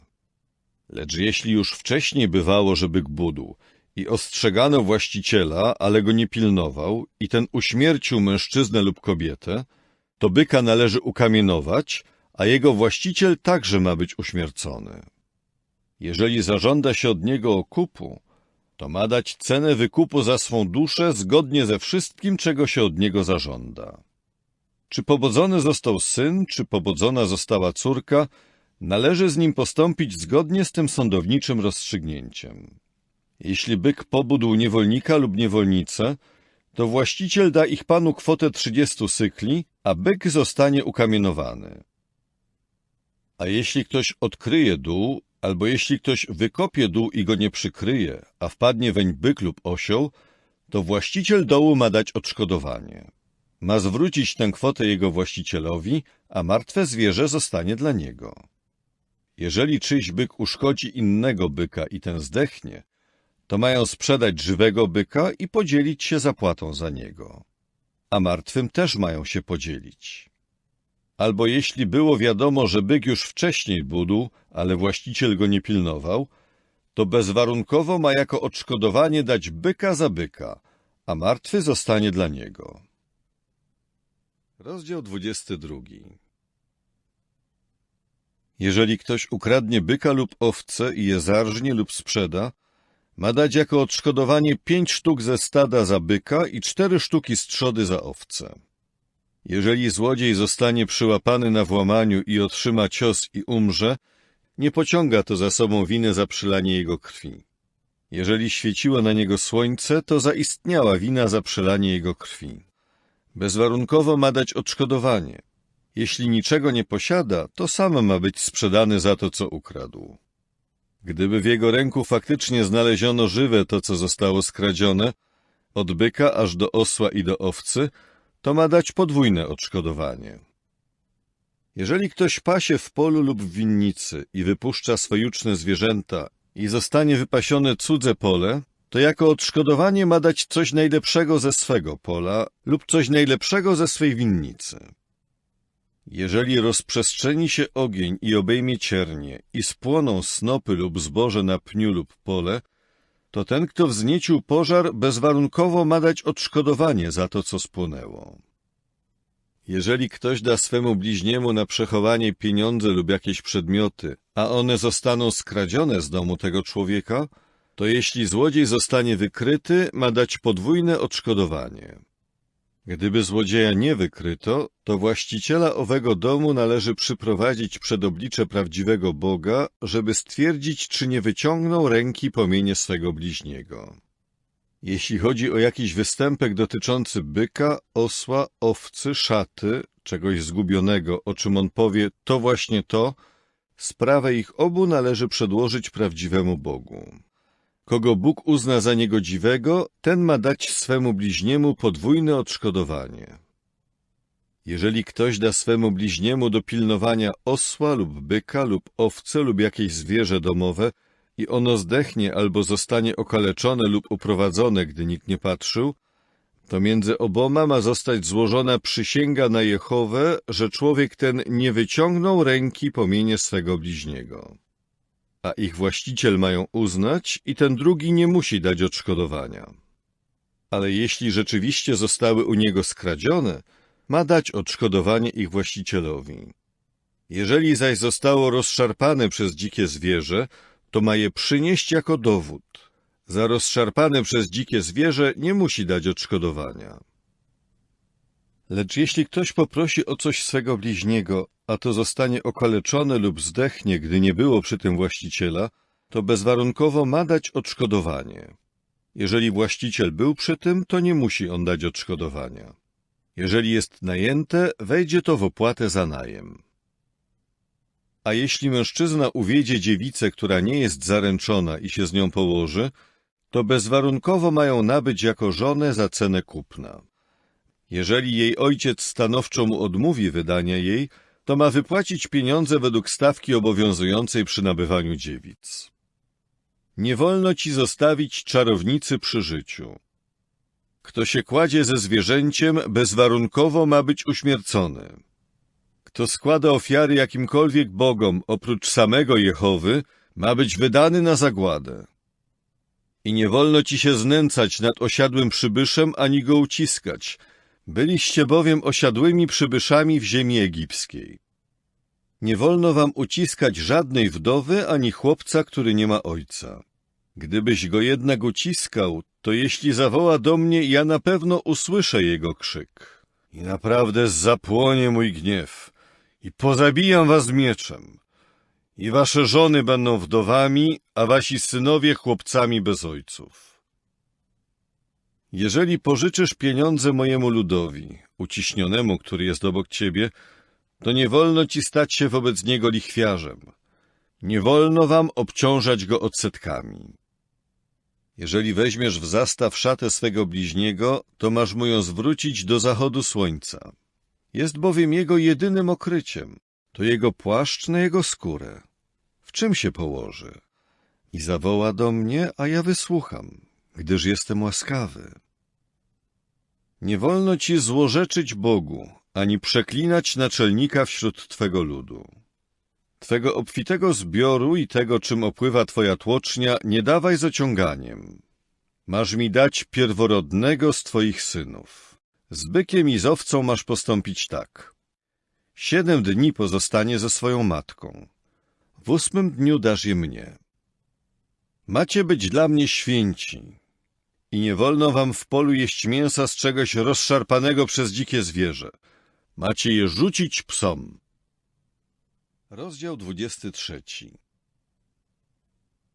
Nie podawaj nieprawdziwej wiadomości. Nie współpracuj z niegodziwcem, stając się świadkiem, który knuje zło. Nie wolno ci iść za tłumem w złych celach. Nie wolno ci też tak składać świadectwa w spornej sprawie, by pójść za tłumem i wypaczyć sprawiedliwość. Jeśli chodzi o maluczkiego, nie wolno ci go faworyzować w jego spornej sprawie. Gdybyś się natknął na byka swego nieprzyjaciela lub na jego błąkającego się osła, to bezwarunkowo masz go do niego zaprowadzić. Gdybyś zobaczył, że osioł należący do kogoś, kto cię nienawidzi, leży pod ciężarem, to nie wolno ci tego człowieka tak zostawić. Razem z nim masz go bezwarunkowo oswobodzić. Nie masz wypaczać sądowniczego rozstrzygnięcia w spornej sprawie twego ubogiego. Masz się trzymać z dala od fałszywej wiadomości. I nie zabijaj niewinnego ani prawego, bo ja nie uznam niegodziwego za prawego. Nie masz przyjmować łapówki, bo łapówka zaślepia tych, którzy dobrze widzą, i wypacza słowa ludzi prawych. I nie wolno ci uciskać osiadłego przybysza, jako że sami poznaliście duszę osiadłego przybysza, gdyż byliście osiadłymi przybyszami w ziemi egipskiej. I przez 6 lat masz obsiewać swoją ziemię i zbierać jej plon. Ale w 7. roku masz ją pozostawić nieuprawianą i pozwolisz jej leżeć odłogiem, i będą z niej jeść biedni spośród twego ludu. A co oni pozostawią, to zjedzą dzikie zwierzęta polne. Tak masz postąpić ze swą winnicą i ze swoim sadem oliwnym. 6 dni masz wykonywać swoją pracę, ale w dniu 7 masz zaprzestać, żeby odpoczął twój byk i twój osioł oraz by odetchnął syn twej niewolnicy i osiadły przybysz. Miejcie się też na baczności we wszystkim, co wam powiedziałem. I nie wolno wam wspominać imienia innych bogów. Nie może być ono słyszane z twoich ust. 3 razy w roku masz świętować dla mnie. Będziesz obchodził święto prześników. Przez 7 dni będziesz jadł prześniki, jak to ci nakazałem, w wyznaczonym czasie w miesiącu Abib, gdyż w nim wyszedłeś z Egiptu. I nie wolno im pokazać się przede mną z pustymi rękami. Także święto żniw pierwszych dojrzałych plonów twoich trudów, tego, co posiałeś w polu. I święto zbiorów przy końcu roku, gdy trudząc się będziesz zbierał z pola. 3 razy w roku każdy twój mężczyzna ukaże się przed obliczem prawdziwego Pana Jehowy. Krwi mojej ofiary nie wolno ci ofiarować razem z czymś, co jest na zakwasie, a tłuszcz z mojego święta nie może pozostać przez noc aż do rana. Najlepsze z pierwszych dojrzałych plonów twej ziemi masz przynieść do domu Jehowy, twego Boga. Nie wolno ci gotować koźlęcia w mleku jego matki. Oto ja posyłam przed tobą anioła, aby cię strzegł w drodze i zaprowadził cię na miejsce, które przygotowałem. Miej się z jego powodu na baczności i bądź posłuszny jego głosowi. Nie zachowuj się wobec niego buntowniczo, bo on nie przebaczy waszego występku, gdyż w nim jest moje imię. Ale jeśli będziesz bezwzględnie posłuszny jego głosowi i będziesz czynił wszystko, co powiem, to ja będę się odnosił wrogo do twoich nieprzyjaciół i nękał tych, którzy ciebie nękają. Bo mój anioł pójdzie przed tobą i zaprowadzi cię do Amorytów i Chetytów i Peryzzytów i Kananejczyków, Hiwwitów i Jebusytów i wytępię ich. Nie wolno ci kłaniać się ich bogom, ani dać się namówić do służenia im. I nie wolno ci czynić niczego, co byłoby podobne do ich dzieł, ale bezwarunkowo je porozwalasz i koniecznie zburzysz ich święte słupy. I będziecie służyć Jehowie, waszemu Bogu, a On pobłogosławi twój chleb i twoją wodę. I odwrócę chorobę od ciebie. Nie będzie w twojej ziemi ani kobiety roniącej, ani niepłodnej. Dopełnię liczby twoich dni. I wyślę przed tobą trwogę moją i wprawię w zamieszanie cały lud, do którego przyjdziesz. I podam ci kark wszystkich twoich nieprzyjaciół. I poślę przed tobą poczucie bezradności i ono po prostu wypędzi przed tobą Hiwwitów, Kananejczyków oraz Chetytów. Nie wypędzę ich przed Tobą w jednym roku, żeby ziemia nie stała się bezludnym pustkowiem i żeby nie namnożyło się przeciw Tobie dzikich zwierząt polnych. Będę ich przed Tobą wypędzał stopniowo, aż staniesz się płodny i weźmiesz w posiadanie tę ziemię. A ja ustanowię Twoją granicę od Morza Czerwonego do Morza Filistynów i od pustkowia do rzeki, gdyż dam w Waszą rękę mieszkańców tej ziemi i Ty wypędzisz ich przed sobą. Nie zawieraj przymierza z nimi ani z ich bogami. Nie mają mieszkać w Twojej ziemi, żeby Cię nie przywiedli do grzechu przeciwko mnie. Gdybyś służył ich bogom, stałoby się to dla Ciebie sidłem. Rozdział 24. A do Mojżesza rzekł: Wstąp do Jehowy, ty i Aaron, Nadab i Abichu i 70 starszych Izraela, i pokłonicie się z daleka. A Mojżesz sam zbliży się do Jehowy. Lecz oni nie mają się zbliżać i lud nie ma z nim wstępować. Wówczas Mojżesz przyszedł i opowiedział ludowi wszystkie słowa Jehowy oraz wszystkie sądownicze rozstrzygnięcia. A cały lud odrzekł jednym głosem, mówiąc: Wszystkie słowa, które powiedział Jehowa, jesteśmy gotowi spełnić. To też Mojżesz spisał wszystkie słowa Jehowy. Potem wstał wcześnie rano i u podnóża góry zbudował ołtarz oraz 12 słupów odpowiadających 12 plemionom Izraela. Następnie wysłał młodzieńców spośród synów Izraela i oni ofiarowali całopalenia oraz złożyli byki na ofiarę, jako ofiary współuczestnictwa dla Jehowy. Wtedy Mojżesz wziął połowę krwi i wlał ją do czasz, a połową krwi pokropił ołtarz. W końcu wziął księgę przymierza i czytał ją do uszu ludu. Wówczas powiedzieli: Wszystko, co Jehowa powiedział, jesteśmy gotowi czynić i będziemy posłuszni.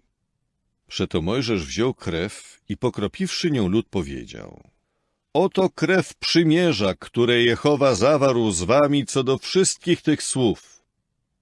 A Mojżesz i Aaron, Nadab i Abichu oraz 70 starszych Izraela szli pod górę i ujrzeli Boga Izraela.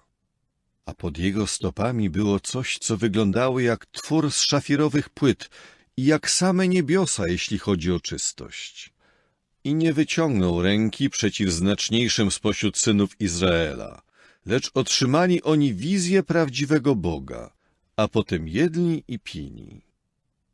Następnie Jehowa rzekł do Mojżesza: Wstąp do mnie na górę i pozostań tam, gdyż chcę ci dać kamienne tablice i prawo i przykazanie, które napiszę, żeby ich pouczyć.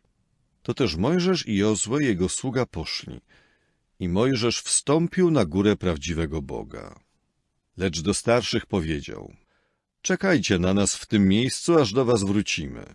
A oto są z wami Aaron i Hur. Kto ma sprawę sądową, niech się zwróci do nich.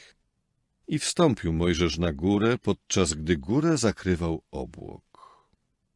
I chwała Jehowy przebywała na górze Synaj, a obłok zakrywał ją przez 6 dni.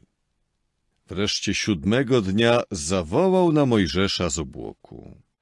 A w oczach synów Izraela widok chwały Jehowy był jak trawiący ogień na szczycie góry. Wówczas Mojżesz wszedł w środek obłoku i wstąpił na górę. I przebywał Mojżesz na górze 40 dni i 40 nocy. Rozdział 25. I Jehowa odezwał się do Mojżesza, mówiąc: Powiedz synom Izraela, żeby zebrali dla mnie daninę. Od każdego mężczyzny, którego pobudza serce, macie zebrać moją daninę. A to jest danina, którą macie od nich zebrać: złoto i srebro i miedź, i niebieskie włókno, i wełnę barwioną czerwonawą purpurą, i przędzę barwioną szkarłatem z czerwców, i delikatny len, i sierść kozią, i skóry baranie farbowane na czerwono, i skóry focze, i drewno akacjowe, oliwę na oświetlenie, olejek balsamowy na olejek do namaszczania i na wonne kadzidło, i kamienie onyksowe oraz kamienie na oprawę efodu i napierśnika. I wykonają dla mnie sanktuarium, gdyż będę przebywał pośród nich. Tak macie to wykonać. zgodnie ze wszystkim, co ci pokażę jako wzór przybytku oraz wzór całego jego wyposażenia. I wykonają arkę z drewna akacjowego, 2,5 łokcia długą i 1,5 łokcia szeroką i 1,5 łokcia wysoką. I pokryjesz ją szczerym złotem. Masz ją pokryć wewnątrz i na zewnątrz. Wykonasz też na niej wokoło złote obramowanie. I odlejesz dla niej 4 złote pierścienie. I umieścisz je nad jej 4 nogami. 2 pierścienie po jednej stronie i 2 pierścienie po drugiej stronie. I wykonasz drążki z drewna akacjowego i pokryjesz je złotem. I włożysz te drążki w pierścienie po bokach arki, żeby na nich nosić arkę. Drążki mają pozostać w pierścieniach arki. Nie mają być z nich wyjmowane. A do arki włożysz świadectwo, które ci dam.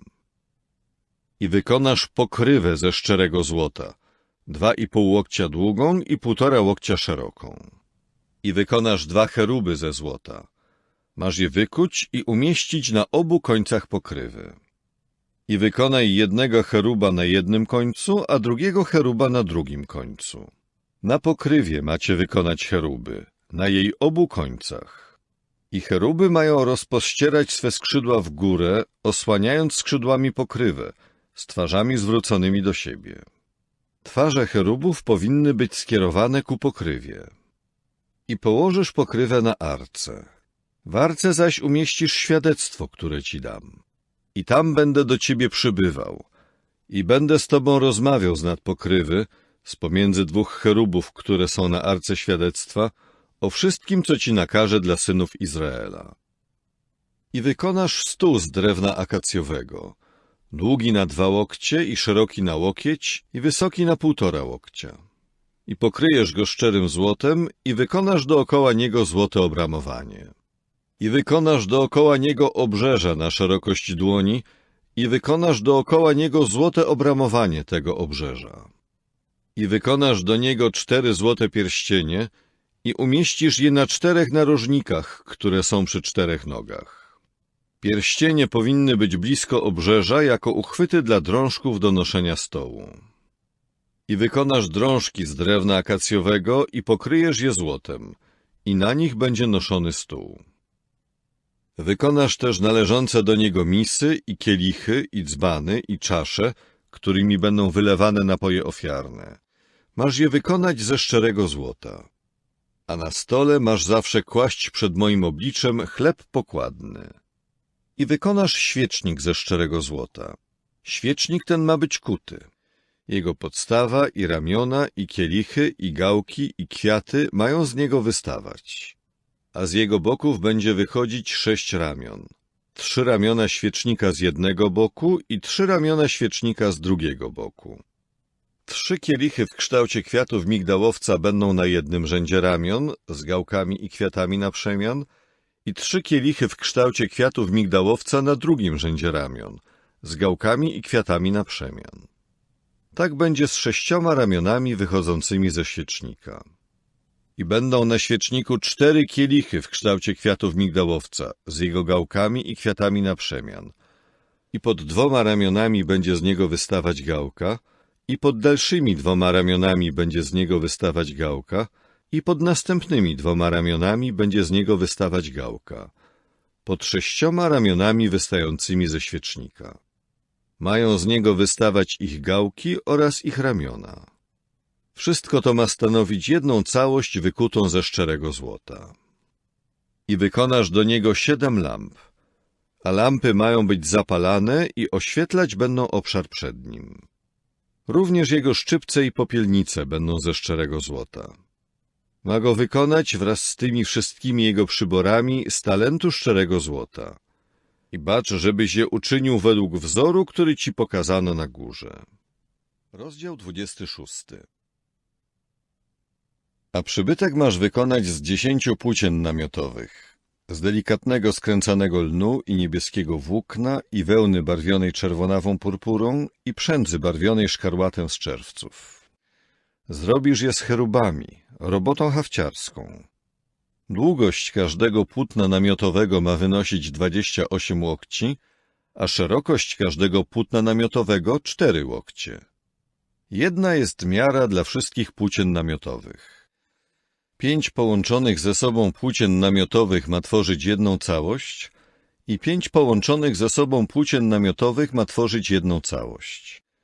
I wykonasz pętlicę z niebieskiego włókna na brzegu jednego płótna namiotowego na końcu całości. I uczynisz to samo na brzegu najdalszego płótna namiotowego w drugim miejscu złączenia. 50 pętlic wykonasz na jednym płótnie namiotowym i 50 pętlic wykonasz na skraju płótna namiotowego w drugim miejscu złączenia, przy czym pętlice będą jedna naprzeciw drugiej. I wykonasz 50 złotych haczyków. I tymi haczykami zepniesz płótna namiotowe i powstanie jeden przybytek. A do namiotu na przybytek wykonasz tkaniny z koziej sierści. Wykonasz 11 tkanin namiotowych. Długość każdej tkaniny namiotowej ma wynosić 30 łokci, a szerokość każdej tkaniny namiotowej 4 łokcie. Jedna jest miara dla 11 tkanin namiotowych. I połączysz osobno 5 tkanin namiotowych i osobno 6 tkanin namiotowych, a tę 6. tkaninę złożysz we dwoje z przedniej strony namiotu. I wykonasz 50 pętlic na brzegu jednej tkaniny namiotowej, najdalszej w tym szeregu, i 50 na brzegu tkaniny namiotowej w drugim miejscu złączenia. I wykonasz 50 miedzianych haczyków. I włożysz haczyki do pętlic i zepniesz namiot, tak iż powstanie jedna całość. A to, co zbywa z tkanin namiotowych, ma zwisać. Zbywająca połowa tkaniny namiotowej ma zwisać z tyłu przybytku. Łokieć z jednej strony i łokieć z drugiej strony tego, co zbywa na całej długości tkanin namiotowych, będzie zwisać po bokach przybytku, aby zakrywać go z jednej i drugiej strony. I wykonasz na namiot nakrycie ze skór baranich, farbowanych na czerwono, a na wierzch nakrycie ze skór foczych. I wykonasz na przybytek ramy z drewna akacjowego, stojące pionowo. Długość ramy ma wynosić 10 łokci, a szerokość każdej ramy 1,5 łokcia. Każda rama będzie mieć 2 przylegające do siebie czopy. Tak wykonasz wszystkie ramy przybytku. I wykonasz ramy na przybytek. 20 ram na stronę od Negebu, od południa. Wykonasz też 40 srebrnych podstaw z gniazdem pod 20 ram. 2 podstawy z gniazdem pod jedną ramę z jej 2 czopami i 2 podstawy z gniazdem pod kolejną ramę z jej 2 czopami. Również na drugą stronę przybytku, stronę północną, 20 ram oraz ich 40 srebrnych podstaw z gniazdem. 2 podstawy z gniazdem pod jedną ramę i 2 podstawy z gniazdem pod kolejną ramę. A na tylne części przybytku od strony zachodniej wykonasz 6 ram. I wykonasz 2 ramy jako narożne podpory przybytku na jego 2 tylne części. I powinny być podwójne u spodu, a razem powinny być podwójne aż do wierzchu każdej z nich przy pierwszym pierścieniu. Takie powinny być obydwie. Będą służyć za 2 narożne podpory. I będzie 8 ram oraz ich srebrne podstawy z gniazdem. 16 podstaw. 2 podstawy z gniazdem pod jedną ramą i 2 podstawy z gniazdem pod kolejną ramą. I wykonasz poprzeczki z drewna akacjowego. 5 do ram na jedną stronę przybytku i 5 poprzeczek do ram na drugą stronę przybytku i 5 poprzeczek do ram boku przybytku na 2 tylne części po stronie zachodniej. Środkowa poprzeczka w samym środku ram będzie przechodzić od końca do końca. I pokryjesz te ramy złotem. I ze złota wykonasz ich pierścienie jako uchwyty dla poprzeczek. Również poprzeczki pokryjesz złotem. I postawisz przybytek według planu pokazanego ci na górze. I wykonasz zasłonę z niebieskiego włókna i wełny barwionej czerwonawą purpurą i przędzy barwionej szkarłatem z czerwców i delikatnego skręcanego lnu. Wykona ją z cherubami, robotą hafciarską. I umieścisz ją na 4 akacjowych słupach pokrytych złotem. Ich kołki będą ze złota. Mają być na 4 srebrnych podstawach z gniazdem. I umieścisz tę zasłonę pod haczykami i wniesiesz tam poza zasłonę Arkę Świadectwa. I zasłona będzie dla was przegrodą między miejscem świętym a miejscem najświętszym. i położysz pokrywę na arce świadectwa w miejscu najświętszym. Na zewnątrz zasłony postawisz stół, a naprzeciw stołu świecznik, po stronie południowej przybytku. Stół zaś ustawisz po stronie północnej. I do wejścia do namiotu wykonasz kotarę z niebieskiego włókna i wełny barwionej czerwonawą purpurą i przędzy barwionej szkarłatem z czerwców i delikatnego skręcanego lnu, jako robotę tkacką. A do kotary wykonasz 5 akacjowych słupów i pokryjesz je złotem. Ich kołki będą ze złota i do nich odlejesz 5 miedzianych podstaw z gniazdem. Rozdział 27. I wykonasz ołtarz z drewna akacjowego, 5 łokci długi i 5 łokci szeroki. Ołtarz ma być kwadratowy, wysoki na 3 łokcie. I wykonasz rogi na jego 4 narożnikach. Rogi te będą z niego wystawać i pokryjesz go miedzią. I wykonasz należące do niego kubły do usuwania zeń tłustego popiołu, a także łopatki i czasze i widełki i popielnice. I wszystkie jego przybory wykonasz z miedzi. I wykonasz do niego kratę, miedzianą siatkę. A nad tą siatką na 4 krańcach zrobisz 4 miedziane pierścienie. I umieścisz ją wewnątrz pod obramowaniem ołtarza, i siatka ta będzie do środka ołtarza. I wykonasz drążki do ołtarza, drążki z drewna akacjowego, i pokryjesz je miedzią. I jego drążki będą wkładane w pierścienie. Drążki te będą po 2 bokach ołtarza, gdy będzie niesiony. Wykonasz go jako pustą skrzynię z desek. Jak ci pokazał na górze, tak go wykonają. I urządzisz dziedziniec przybytku. Od strony Negebu, od strony południowej, dziedziniec będzie miał zasłony z delikatnego skręcanego lnu. Długość jednej strony ma wynosić 100 łokci, a jego 20 słupów i ich 20 podstaw z gniazdem będzie z miedzi.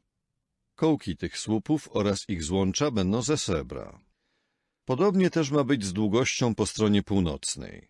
Zasłony mają być długie na 100 łokci, a jego 20 słupów i ich 20 podstaw z gniazdem będzie z miedzi, natomiast kołki słupów i ich złącza będą ze srebra.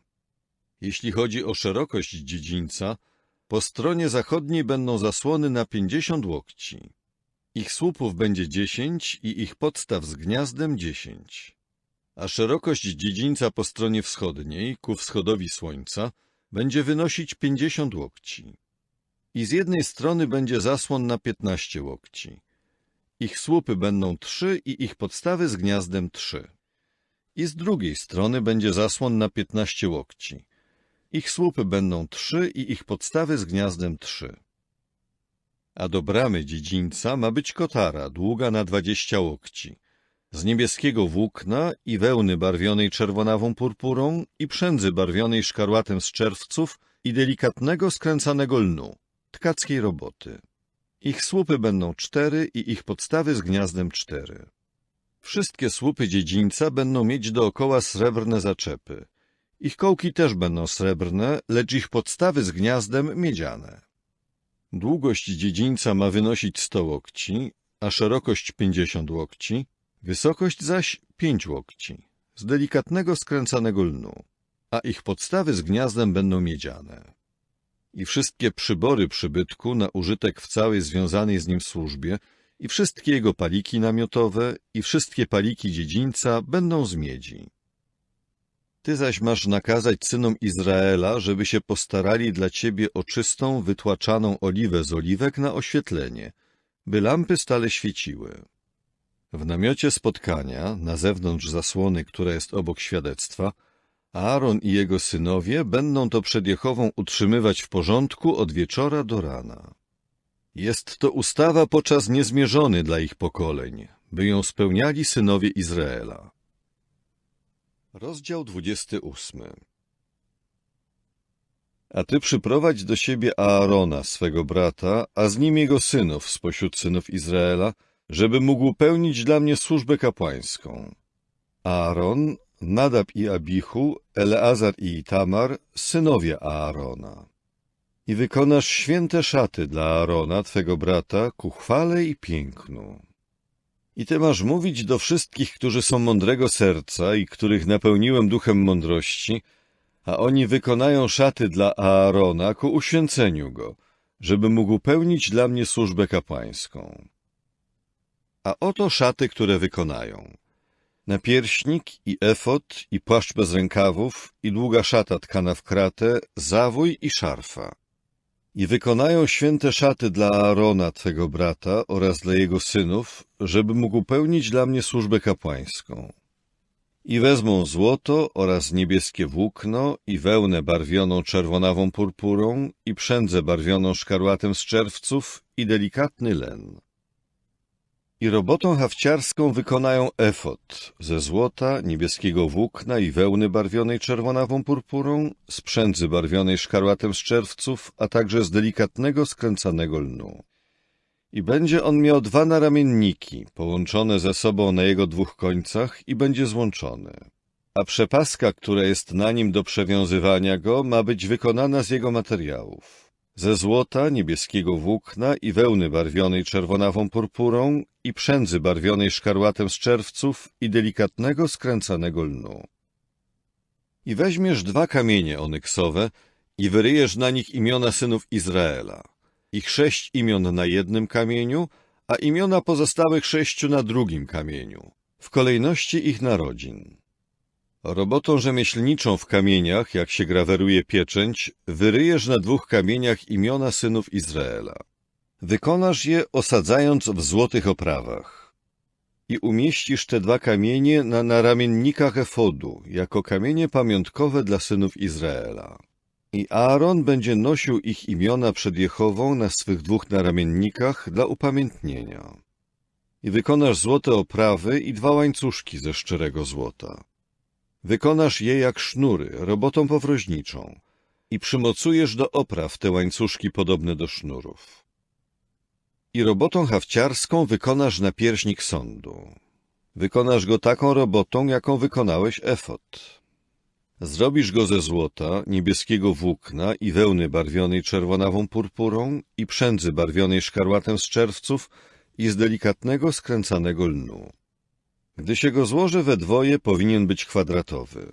Jego długość ma wynosić 1,5 i szerokość 1,5. I wysadzisz go zestawem kamieni, 4 rzędami kamieni. Pierwszy rząd to rząd z rubinem, topazem i szmaragdem, a drugi rząd to turkus, szafir i jaspis, a trzeci rząd to kamień leszem, agat i ametyst, a 4 rząd to chryzolit, onyks i jadeit. W ich zagłębieniach mają być złote oprawy i kamienie mają być według imion synów Izraela, 12 według ich imion. Będą wygrawerowane jak pieczęć, każdy według swego imienia, dla 12 plemion.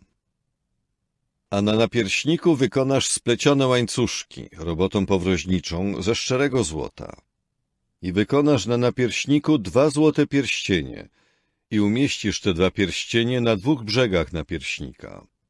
I w 2 pierścienie na brzegach napierśnika włożysz 2 złote sznury. A 2 końce tych 2 sznurów przewleczesz przez obie oprawy i umieścisz je na naramiennikach efodu z jego przedniej strony.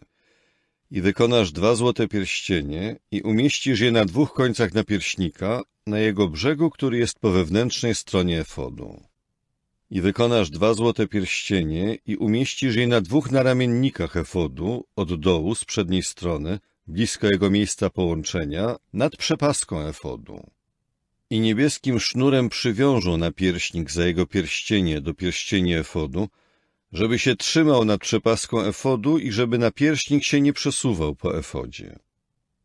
I Aaron ma stale nosić imiona synów Izraela na napierśniku sądu, na swoim sercu, gdy będzie wchodził do miejsca świętego, jako pamiątkę przed Jehową. A do napierśnika sądu włożysz Urim i Tummim i mają one być na sercu Aarona, gdy będzie wchodził przed Jehowę. I Aaron będzie na swoim sercu stale nosił przed Jehową sądy synów Izraela. A do efodu wykonasz płaszcz bez rękawów w całości z niebieskiego włókna. I u góry na środku będzie miał otwór. Otwór ten winien mieć dookoła obwódkę wykonaną przez tkacza. Ma być podobny do otworu pancerza, żeby się nie rozdarł. A na jego brzegu wykonasz jabłka granatu z niebieskiego włókna i wełny barwionej czerwonawą purpurą i przędzy barwionej szkarłatem z czerwców, na jego brzegu dookoła i dookoła między nimi złote dzwoneczki. Złoty dzwoneczek i jabłko granatu, złoty dzwoneczek i jabłko granatu, dookoła na brzegu płaszcza bez rękawów. I będzie na Aaronie, by mógł on pełnić służbę. I będzie słychać od niego dźwięk, gdy będzie wchodził do sanktuarium przed Jehowę i gdy będzie wychodził, żeby nie umarł. I wykonasz lśniącą płytkę ze szczerego złota i wyryjesz na niej, jak się graweruje pieczęć. Świętość należy do Jehowy. I przymocujesz ją niebieskim sznurkiem i będzie się znajdować na zawoju. Ma być na przedniej stronie zawoju. I będzie na czole Aarona. I Aaron będzie odpowiadał za przewinienie popełnione przeciwko świętym przedmiotom, które uświęcą synowie Izraela, to znaczy przeciwko wszystkim ich świętym darom. I będzie stale pozostawać na jego czole, żeby zaskarbiać dla nich uznanie przed Jehową. I utkasz w kratę długą szatę z delikatnego lnu i wykonasz zawój z delikatnego lnu, wykonasz także szarfę, robotą tkacką. I wykonasz dla synów Aarona długie szaty. I wykonasz dla nich szarfy, wykonasz też dla nich nakrycia głowy, ku chwale i pięknu. I przyodziejesz nimi Aarona, twego brata, a z nim jego synów. I namaścisz ich, i napełnisz ich rękę mocą, i poświęcisz ich, i będą pełnić dla mnie służbę kapłańską. I wykonaj dla nich bieliznę dolną z tkaniny lnianej, by zakrywała nagie ciało. Winna sięgać od bioder po uda. I ma być na Aaronie oraz jego synach, gdy będą wchodzić do namiotu spotkania lub gdy będą się zbliżać do ołtarza, by usługiwać w miejscu świętym, żeby się nie obciążyli winą i nie pomarli. Jest to ustawa po czas niezmierzony dla niego i jego potomstwa po nim. Rozdział 29. A oto jak masz z nimi postąpić, by ich uświęcić do pełnienia dla mnie służby kapłańskiej. Weź młodego byka i 2 zdrowe barany, i przaśny chleb oraz przaśne okrągłe placki nasączone oliwą i przaśne podpłomyki posmarowane oliwą. Zrobisz je z wybornej mąki pszennej. I włożysz je do kosza i przyniesiesz je w koszu. Przyprowadzisz także byka oraz 2 barany. I przyprowadzisz Aarona oraz jego synów przed wejście do namiotu spotkania i obmyjesz ich wodą. Potem weźmiesz szaty i ubierzesz Aarona w długą szatę, jak również w należący do efodu płaszcz bez rękawów wraz z efodem i napierśnikiem i przepaszesz go przepaską efodu. I włożysz mu na głowę zawój, a na zawoju umieścisz święty znak poświęcenia. I weźmiesz olejek do namaszczania i wylejesz na jego głowę i go namaścisz. Potem przyprowadzisz jego synów i ubierzesz ich w długie szaty. I przepaszesz ich szarfami, Aarona, jak również jego synów, i założysz im nakrycie głowy. I do nich będzie należeć kapłaństwo według ustawy po czas niezmierzony. Tak napełnisz mocą rękę Aarona i rękę jego synów. Potem przyprowadzisz byka przed namiot spotkania. Aaron zaś oraz jego synowie położą ręce na głowie byka. I zarżniesz tego byka przed obliczem Jehowy u wejścia do namiotu spotkania. I weźmiesz nieco krwi byka i przeniesiesz ją palcem na rogi ołtarza, a całą resztę krwi wylejesz u podstawy ołtarza. I weźmiesz wszystek tłuszcz, który okrywa jelita, oraz to, co okrywa wątrobę, jak również obie nerki, a także tłuszcz, który jest na nich, i zamienisz to w dym na ołtarzu. Lecz mięso byka i jego skórę oraz jego gnój spalisz w ogniu poza obozem. Jest to dar ofiarny za grzech. Potem weźmiesz jednego barana, Aaron zaś oraz jego synowie położą ręce na głowie tego barana. I zarżniesz barana i weźmiesz jego krew i pokropisz nią ołtarz dookoła. I porozcinasz barana na części i obmyjesz jego jelita oraz golenie, a jego części ułożysz obok siebie i tak aż do jego głowy. I całego barana zamienisz w dym na ołtarzu. Jest to całopalenie dla Jehowy, kojąca woń. Jest to ofiara ogniowa dla Jehowy. Następnie weźmiesz drugiego barana. Aaron zaś oraz jego synowie położą ręce na głowie tego barana. I zarżniesz barana i weźmiesz nieco jego krwi i posmarujesz nią płatek prawego ucha Aarona oraz płatek prawego ucha jego synów i kciuk ich prawej ręki oraz wielki palec ich prawej stopy i pokropisz krwią ołtarz dookoła.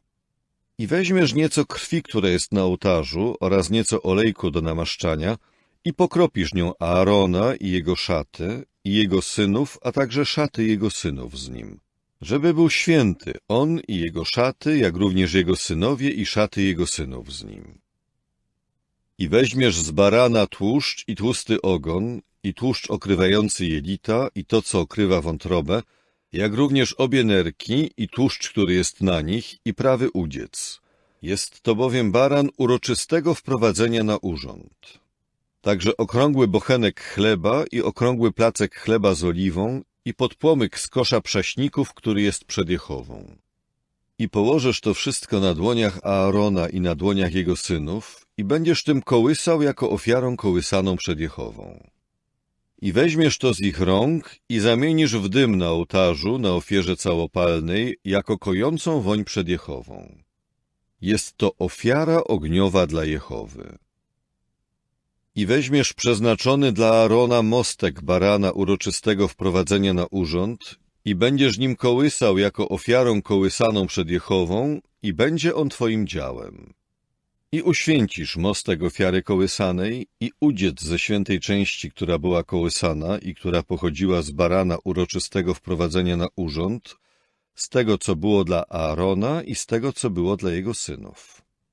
I przypadnie to Aaronowi oraz jego synom, według przepisu, który obowiązuje podczas niezmierzony i którego mają przestrzegać synowie Izraela.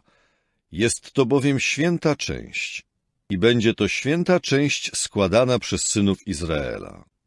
Jest to ich święta część dla Jehowy z ich ofiar współuczestnictwa.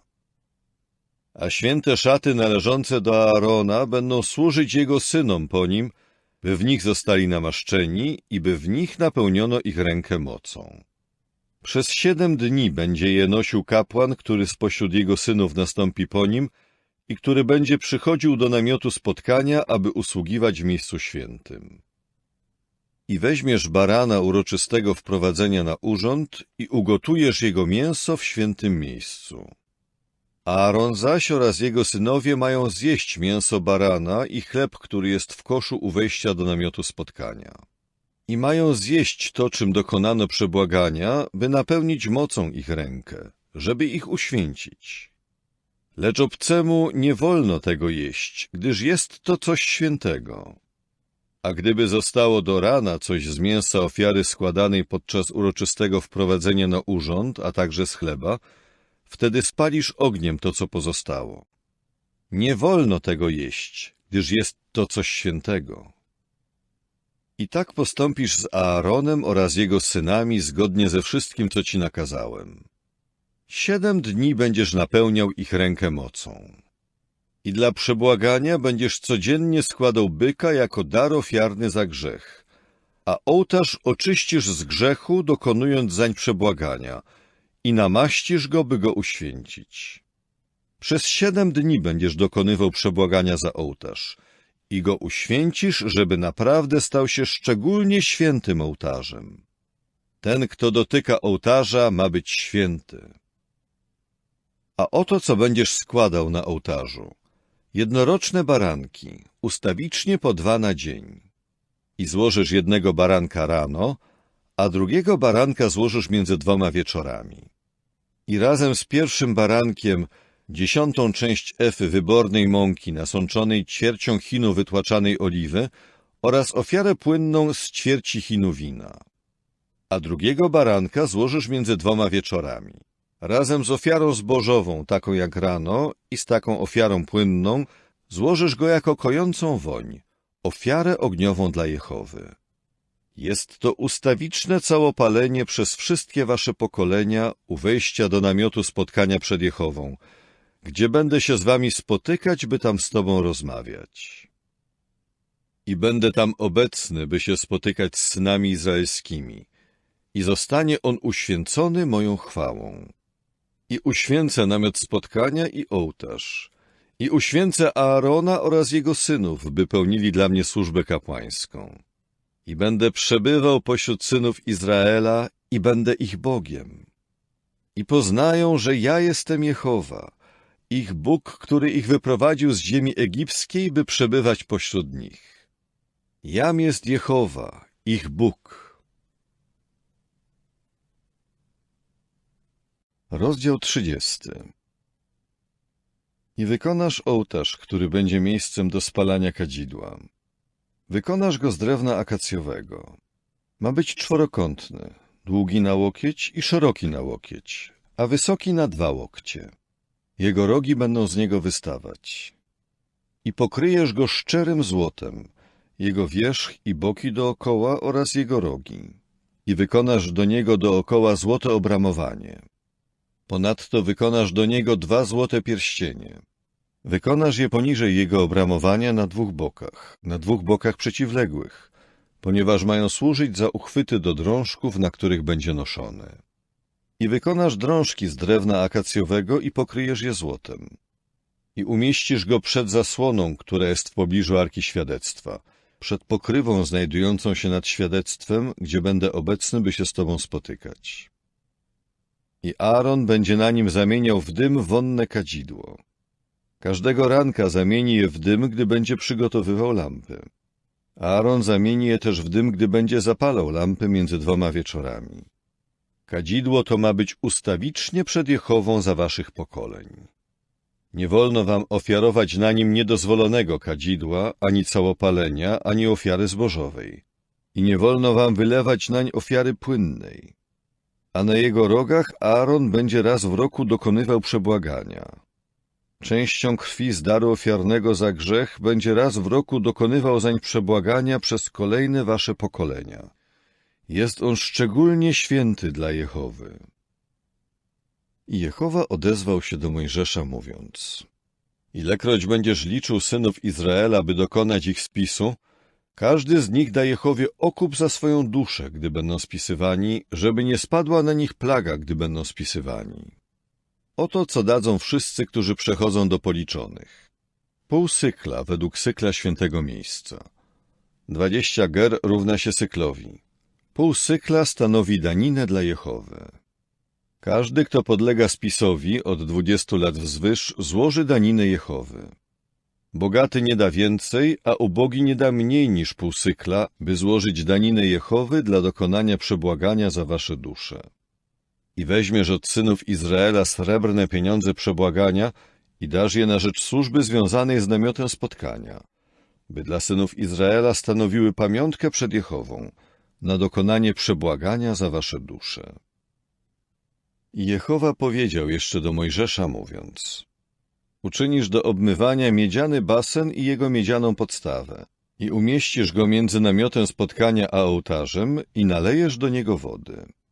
Aaron zaś oraz jego synowie mają przy nim obmywać swe ręce i nogi. Gdy będą wchodzić do namiotu spotkania, obmyją się wodą, żeby nie umrzeć, albo gdy będą się zbliżać do ołtarza, by usługiwać w celu zamieniania ofiary ogniowej w dym dla Jehowy. I mają obmywać swe ręce i nogi, żeby nie umrzeć. I ma im to służyć za przepis po czas niezmierzony, jemu i jego potomstwu przez wszystkie ich pokolenia. I Jehowa dalej mówił do Mojżesza i rzekł: A ty weź sobie najwyborniejszych wonności, 500 miar mirry w zakrzepłych kroplach i słodkiego cynamonu połowę tej ilości, 250 miar, i 250 miar słodkiej trzciny i kasji 500 miar według sykla świętego miejsca i chin oliwy z oliwek. Następnie sporządzisz z tego olejek do świętego namaszczania, maść, mieszaninę, jaką robi wytwórca maści. Ma to być olejek do świętego namaszczania. I namaścisz nim namiot spotkania i arkę świadectwa, i stół oraz wszystkie jego przybory, i świecznik oraz jego przybory, i ołtarz kadzielny, i ołtarz całopalenia oraz wszystkie jego przybory, i basen oraz jego podstawę. i uświęcisz je, by naprawdę stały się szczególnie święte. Ten, kto ich dotyka, ma być święty. I namaścisz Aarona oraz jego synów i uświęcisz ich, by pełnili dla mnie służbę kapłańską. I powiesz synom Izraela, mówiąc: za waszych pokoleń ma to być dla mnie olejkiem do świętego namaszczania. Nie należy go wcierać w ciało ludzkie i nie wolno wam sporządzać niczego o podobnym składzie. Jest on czymś świętym. Ma być dla was czymś świętym. Każdy, kto sporządzi podobną maść i posmaruje nią obcego, zostanie zgładzony ze swego ludu. I Jehowa przemówił do Mojżesza: weź sobie wonności, krople staktę i onychę i wonne galbanum oraz czystą wonną żywicę. Wszystkiego ma być taka sama ilość. I sporządzisz z tego kadzidło, wonną mieszaninę, jak to robi wytwórca maści, posoloną, czystą, coś świętego. Część z niej rozetrzesz na drobny proszek i trochę usypiesz przed świadectwem w namiocie spotkania, gdzie będę obecny, by się z tobą spotykać. Ma to być dla was szczególnie święte, a kadzidła, które sporządzisz o takim składzie, nie wolno ci sporządzać dla siebie. Masz to uważać za coś świętego dla Jehowy. Kto sporządzi podobne, żeby się rozkoszować jego zapachem, ten zostanie zgładzony ze swego ludu. Rozdział 31. I Jehowa rzekł jeszcze do Mojżesza, mówiąc: oto imiennie powołuję Becalela, syna Uriego, syna Hura z plemienia Judy, i napełnię go Duchem Bożym w mądrości i zrozumieniu i wiedzy oraz we wszelkim rzemiośle, by obmyślał plany, by obrabiał złoto i srebro oraz miedź, i by obrabiał kamienie w celu osadzenia ich, i by obrabiał drewno w celu wykonania wszelkich wyrobów. A oto ja dodaję mu Oholiaba, syna Achisamacha z plemienia Dana. A w serce każdego, kto ma mądre serce, wkładam mądrość, żeby wykonali wszystko, co ci nakazałem. Namiot spotkania i arkę świadectwa oraz pokrywę, która jest na niej, i wszystkie przybory namiotu, i stół oraz jego przybory, i świecznik ze szczerego złota oraz wszystkie jego przybory, i ołtarz kadzielny, i ołtarz całopalenia oraz wszystkie jego przybory, i basen oraz jego podstawę, i szaty dziane, i święte szaty dla kapłana Aarona oraz szaty dla jego synów do pełnienia służby kapłańskiej. I olejek do namaszczania oraz wonne kadzidło do sanktuarium. Wykonasz je zgodnie ze wszystkim, co ci nakazałem. I Jehowa rzekł jeszcze do Mojżesza: ty zaś powiedz synom Izraela, mówiąc: zwłaszcza moje sabaty macie zachowywać, bo jest to znak między mną a wami za waszych pokoleń, abyście poznali, że ja, Jehowa, was uświęcam. I będziecie zachowywać sabat, bo jest dla was czymś świętym. Kto go zbezcześci, niechybnie zostanie uśmiercony. Jeżeli ktoś będzie wtedy pracował, dusza taka zostanie zgładzona spośród swego ludu. 6 dni można wykonywać pracę, ale w dniu 7 jest sabat całkowitego odpoczynku. Jest on czymś świętym dla Jehowy. Kto by wykonywał pracę w dniu sabatu, niechybnie zostanie uśmiercony. I synowie Izraela mają zachowywać sabat, by przestrzegać sabatu za swych pokoleń. Jest to przymierze po czas niezmierzony. Między mną a synami Izraela jest to znak po czas niezmierzony, gdyż w 6 dniach Jehowa uczynił niebiosa i ziemię, a w dniu 7 odpoczął i zażywa wytchnienia. A gdy zakończył rozmowę z nim na górze Synaj, dał Mojżeszowi 2 tablice świadectwa, tablice kamienne zapisane palcem Bożym. Rozdział 32. Tymczasem lud zobaczył, że Mojżesz długo nie schodzi z góry. Lud zebrał się więc wokół Aarona i powiedział do niego: wstań, uczyń nam Boga, który pójdzie przed nami. Bo jeśli chodzi o tego Mojżesza, męża, który nas wyprowadził z ziemi egipskiej, naprawdę nie wiemy, co się z nim stało. Na to Aaron im rzekł: pozdejmujcie złote kolczyki, które są w uszach waszych żon, waszych synów oraz waszych córek, i przynieście je do mnie. I cały lud zaczął zdejmować złote kolczyki, które były w ich uszach, i przynosić je do Aarona. Wówczas wziął z ich rąk złoto i je ukształtował rylcem i uczynił z niego lany posąg cielca. A oni poczęli mówić: oto twój Bóg, Izraelu, który cię wyprowadził z ziemi egipskiej. Kiedy Aaron to zobaczył, przystąpił do budowania przed nim ołtarza. W końcu Aaron zawołał i rzekł: jutro jest święto dla Jehowy. Nazajutrz więc wstali wcześnie i zaczęli ofiarować całopalenia oraz składać ofiary współuczestnictwa. Potem lud usiadł, by jeść i pić. Następnie wstali, aby się zabawić. Wówczas Jehowa rzekł do Mojżesza: idź, stąp, gdyż twój lud, który wyprowadziłeś z ziemi egipskiej, postąpił zgubnie. Śpiesznie zboczyli z drogi, którą im nakazałem iść. Uczynili sobie lany posąg cielca i mu się kłaniają i składają mu ofiary, mówiąc: oto twój Bóg, Izraelu, który cię wyprowadził z ziemi egipskiej. I Jehowa przemówił do Mojżesza: spojrzałem na ten lud, a oto jest to lud o sztywnym karku.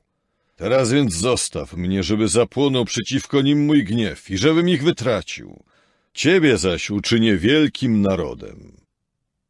A Mojżesz zaczął łagodzić oblicze Jehowy swego Boga i mówić: czemuż, Jehowo, miałby zapłonąć twój gniew przeciw twemu ludowi, który wyprowadziłeś z ziemi egipskiej wielką mocą i silną ręką?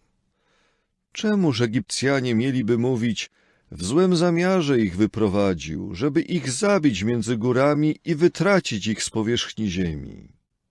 Zaniechaj swego płonącego gniewu i pożałuj zła wymierzonego przeciw twemu ludowi.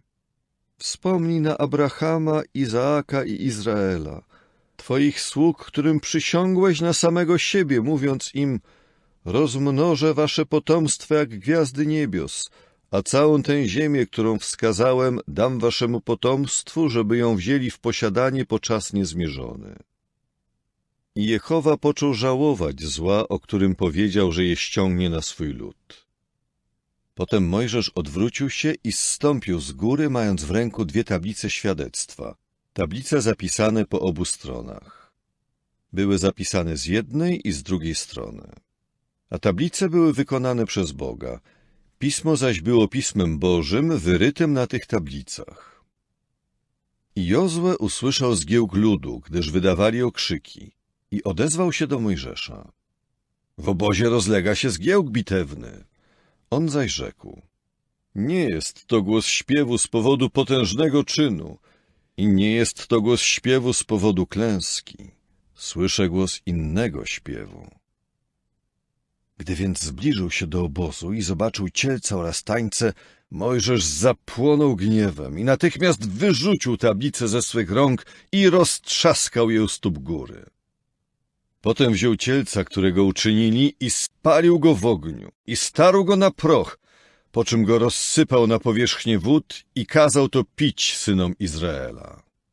Następnie Mojżesz rzekł do Aarona: co ten lud ci uczynił, że ściągnąłeś nań wielki grzech? Aaron odpowiedział: niechaj nie płonie gniew mojego Pana. Sam dobrze znasz ten lud, że są oni skłonni do złego.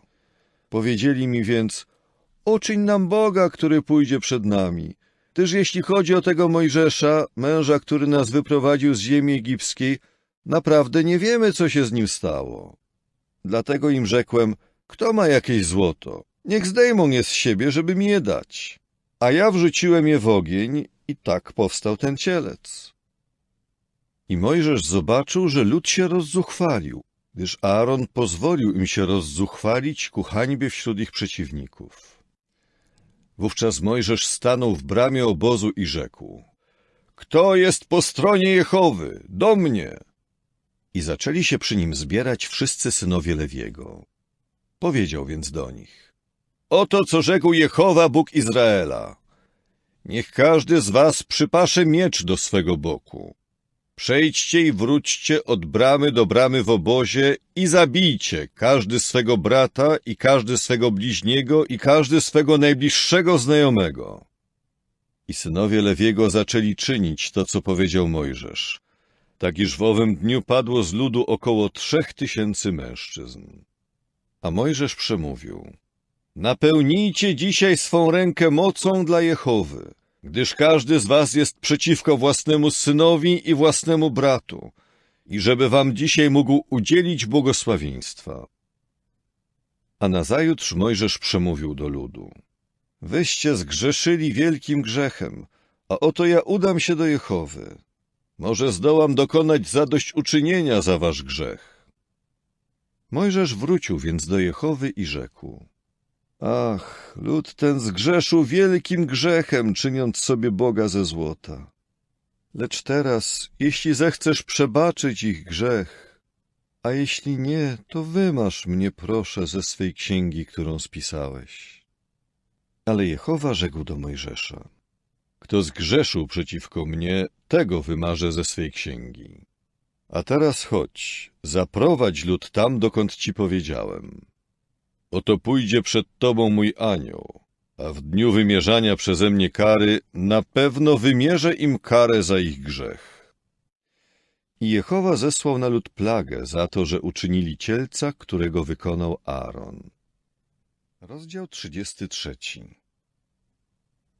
I Jehowa powiedział jeszcze do Mojżesza: idź, wyrusz stąd, ty i lud, który wyprowadziłeś z ziemi egipskiej, do ziemi, co do której przysiągłem Abrahamowi, Izaakowi i Jakubowi, mówiąc: dam ją twemu potomstwu. I poślę przed tobą anioła i wypędzę Kananejczyków, Amorytów i Chetytów i Peryzzytów, Chiwitów i Jebusytów, do ziemi mlekiem i miodem płynącej. Ja bowiem nie pójdę pośród ciebie, gdyż jesteś ludem o sztywnym karku, żebym cię nie zgładził w drodze. Kiedy lud usłyszał to złe słowo, zaczęli się smucić i nigdy z nich nie włożył na siebie swych ozdób. A Jehowa przemówił do Mojżesza: powiedz synom Izraela: jesteście ludem o sztywnym karku. W jednej chwili mogę wejść pośród ciebie i cię wytracić. Tak więc zdejmij z siebie swoje ozdoby, gdyż chcę wiedzieć, co mam z tobą uczynić. I synowie Izraela zaczęli zdejmować swe ozdoby, począwszy od góry Choreb. Mojżesz zaś zabrał swój namiot i rozbił go poza obozem, daleko od obozu, i nazwał go namiotem spotkania. I każdy, kto się zwracał z pytaniami do Jehowy, wychodził do namiotu spotkania, który był poza obozem. A gdy tylko Mojżesz szedł do namiotu, cały lud powstawał. Każdy stawał u wejścia do swego namiotu i patrzyli za Mojżeszem, dopóki nie wszedł do namiotu. Gdy więc Mojżesz wchodził do namiotu, zstępował słup obłoku i stawał u wejścia do namiotu, a on rozmawiał z Mojżeszem. Cały zaś lud widział słup obłoku stojący u wejścia do namiotu i cały lud wstawał i kłaniał się, każdy przy wejściu do swego namiotu. A Jehowa rozmawiał z Mojżeszem twarzą w twarz, tak jak człowiek rozmawia ze swoim bliźnim. Gdy on wracał do obozu, jego sługa Jozue, syn Nuna, jako usługujący, nie odchodził z namiotu. Potem Mojżesz rzekł do Jehowy: oto mówisz do mnie, poprowadź ten lud, ale nie powiadomiłeś mnie, kogo ze mną poślesz.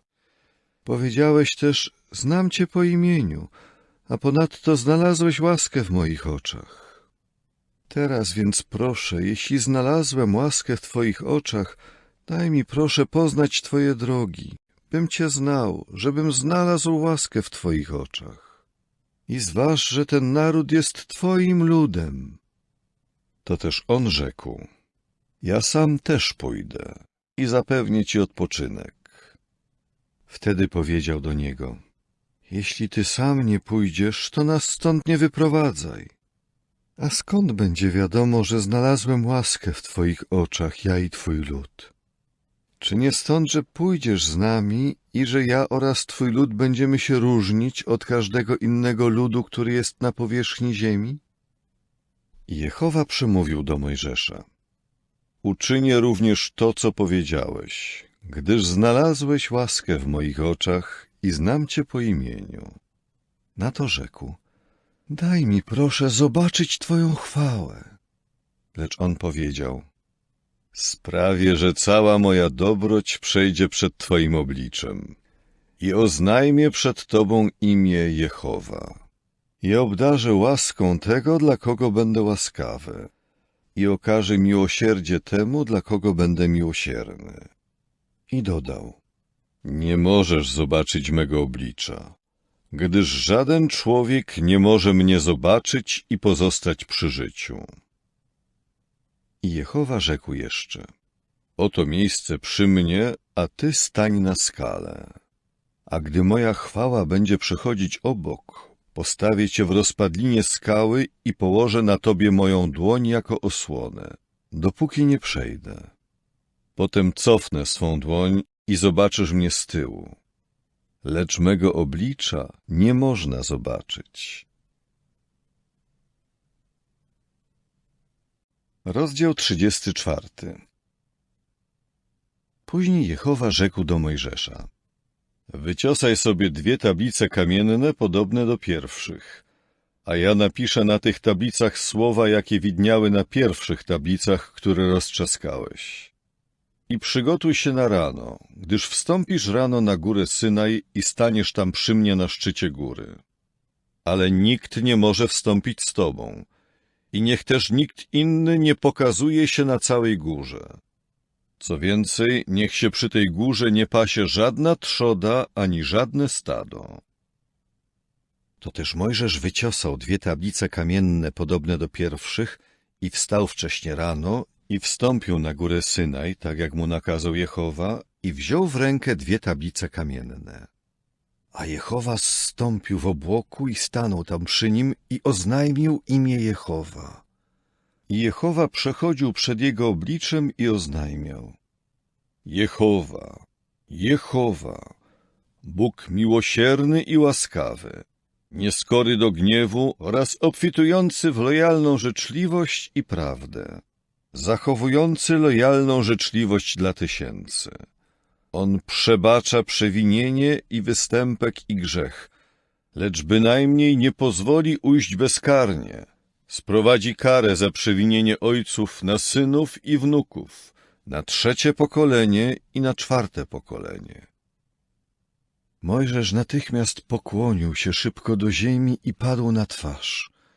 Potem rzekł: jeżeli więc znalazłem łaskę w Twoich oczach, Jehowo, to proszę, niech Jehowa pójdzie pośród nas, gdyż jest to lud o sztywnym karku, i przebacz nasze uchybienie oraz nasz grzech i weź nas w posiadanie. On zaś rzekł: oto zawieram przymierze. Przed całym Twoim ludem dokonam zdumiewających rzeczy, których nigdy nie stworzono na całej ziemi ani wśród wszystkich narodów. A cały lud, pośród którego jesteś, ujrzy dzieło Jehowy, gdyż czynię z Tobą rzecz napawającą lękiem. A Ty przestrzegaj tego, co Ci dzisiaj nakazuję. Oto ja wypędzam przed Tobą Amorytów i Kananejczyków, i Chetytów, i Peryzzytów, i Chiwwitów, i Jebusytów. Strzeż się, byś nie zawarł przymierza z mieszkańcami ziemi, do której idziesz, żeby czasem nie okazało się ono sidłem pośród Ciebie. Ale ich ołtarze macie zburzyć, a ich święte słupy macie potrzaskać, oraz ich święte pale macie pościnać. Bo nie wolno ci padać na twarz przed innym Bogiem, gdyż Jehowa, który ma na imię Zazdrosny, jest Bogiem zazdrosnym. Żebyś czasem nie zawarł przymierza z mieszkańcami tej ziemi, gdyż oni na pewno będą uprawiać nierząd ze swymi bogami i będą składać ofiary swym bogom i ktoś z całą pewnością cię zaprosi, a ty zjesz coś z jego ofiary. Potem weźmiesz niektóre z ich córek dla swoich synów, a ich córki uprawiać będą nierząd z ich bogami i skłonią twoich synów, by uprawiali nierząd z ich bogami. Nie wolno ci czynić sobie lanych bożków. Masz obchodzić święto prześników. Będziesz jadł prześniki, jak ci nakazałem, przez 7 dni w wyznaczonym czasie w miesiącu Abib, gdyż właśnie w miesiącu Abib wyszedłeś z Egiptu. Wszystko, co pierwsze otwiera łono, jest moje. A jeśli chodzi o cały twój żywy inwentarz, pierworodny byka, jak również owcy, samiec. Pierworodnego potomka osła masz wykupić owcą. Lecz jeśli go nie wykupisz, to złamiesz mu kark. Masz wykupić każdego pierworodnego z twoich synów. I nie pokażą się przede mną z pustymi rękami. 6 dni masz pracować, ale dnia 7 będziesz obchodził sabat. W czasie orki i w czasie żniwa będziesz obchodził sabat. I będziesz obchodził swe święto tygodni z dojrzałymi pierwocinami żniwa pszenicy oraz święto zbiorów na początku roku. 3 razy w roku każdy z twoich mężczyzn ma się pokazać przed prawdziwym Panem Jehową, Bogiem Izraela. Ja bowiem wypędzę narody przed tobą i poszerzę twoje terytorium. I nikt nie będzie pożądał twej ziemi, gdy 3 razy w roku będziesz szedł ujrzeć oblicze Jehowy, twego Boga. Krwi mojej ofiary nie wolno ci ofiarować razem z czymś, co jest na zakwasie, a ofiara święta Paschy nie może pozostać przez noc aż do rana. Najlepsze z dojrzałych pierwocin twej roli masz przynieść do domu Jehowy, twego Boga. Nie wolno ci gotować koźlęcia w mleku jego matki. I Jehowa przemówił do Mojżesza. Zapisz sobie te słowa, gdyż zgodnie z tymi słowami zawieram przymierze z tobą i z Izraelem. I przebywał tam z Jehową 40 dni i 40 nocy. Nie jadł chleba i nie pił wody. A on spisał na tablicach słowa przymierza, 10 słów. Kiedy Mojżesz zszedł z góry Synaj, w ręku Mojżesza były 2 tablice świadectwa, gdy zszedł z góry. I Mojżesz nie wiedział, iż skóra jego twarzy promienieje wskutek tego, że z nim rozmawiał. Kiedy Aaron i wszyscy synowie Izraela zobaczyli Mojżesza, oto skóra jego twarzy promieniała i bali się do niego zbliżyć. A Mojżesz ich wezwał. To też Aaron i wszyscy naczelnicy spośród zgromadzenia wrócili do niego i Mojżesz począł do nich mówić. Dopiero wtedy zbliżyli się doń wszyscy synowie Izraela, a on zaczął im nakazywać wszystko, o czym Jehowa z nim rozmawiał na górze Synaj. Gdy Mojżesz przestawał z nimi rozmawiać, zakładał sobie na twarz zasłonę. Kiedy jednak Mojżesz szedł przed Jehowę, by z nim rozmawiać, zdejmował zasłonę, dopóki nie wyszedł. A po wyjściu mówił do synów Izraela, co mu nakazano. A synowie Izraela widzieli twarz Mojżesza, że skóra twarzy Mojżesza promieniała. I Mojżesz z powrotem zakładał sobie zasłonę na twarz, dopóki nie wszedł, by z nim rozmawiać. Rozdział 35. Później Mojżesz zwołał całe zgromadzenie synów Izraela i powiedział im: Oto słowa, które Jehowa nakazał, by je spełniać. 6 dni można wykonywać pracę, lecz w 7 dniu będzie dla was coś świętego, sabat całkowitego odpoczynku dla Jehowy. Kto będzie wtedy wykonywał pracę, zostanie uśmiercony. W dniu sabatu nie wolno wam rozpalić ognia w żadnym z waszych miejsc zamieszkania. I Mojżesz przemówił do całego zgromadzenia synów Izraela. Oto słowo, które nakazał Jehowa, mówiąc: Zbierzcie pośród siebie daninę dla Jehowy. Niech każdy, kto jest ochoczego serca, przyniesie ją jako daninę Jehowy, mianowicie złoto i srebro i miedź, i niebieskie włókno, i wełnę barwioną czerwonawą purpurą, i przędzę barwioną szkarłatem z czerwców, i delikatny len, i sierść kozią, i skóry baranie farbowane na czerwono, i skóry focze, i drewno akacjowe, i oliwę na oświetlenie, i olejek balsamowy na olejek do namaszczania i na wonne kadzidło, i kamienie onyksowe oraz kamienie na oprawę efodu i napierśnika. I niech wszyscy z was, którzy są mądrego serca, przyjdą i wykonają wszystko, co nakazał Jehowa, mianowicie przybytek razem z jego namiotem oraz nakryciem, jego haczyki i ramy, jego poprzeczki, słupy oraz podstawy z gniazdem.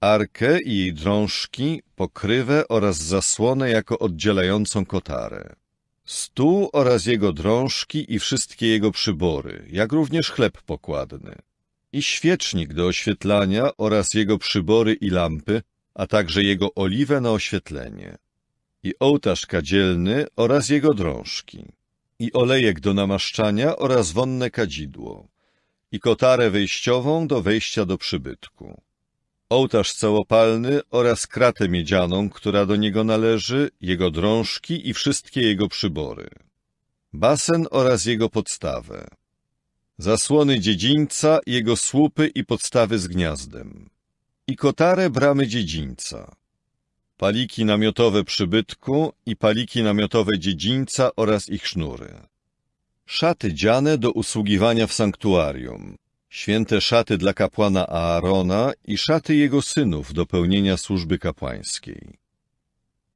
To też całe zgromadzenie synów Izraela odeszło sprzed Mojżesza. Potem przyszli, każdy, kogo skłaniało serce, każdy, kogo pobudził duch, i przynieśli daninę Jehowy na wykonanie namiotu spotkania i na wszelką związaną z nim służbę oraz na święte szaty. I przychodzili mężczyźni, jak również kobiety, każdy, kto miał ochocze serce. Przynieśli broszki i kolczyki i pierścienie i niewieście ozdoby, wszelkie przedmioty ze złota. Każdy, kto złożył ze złota ofiarę kołysaną dla Jehowy.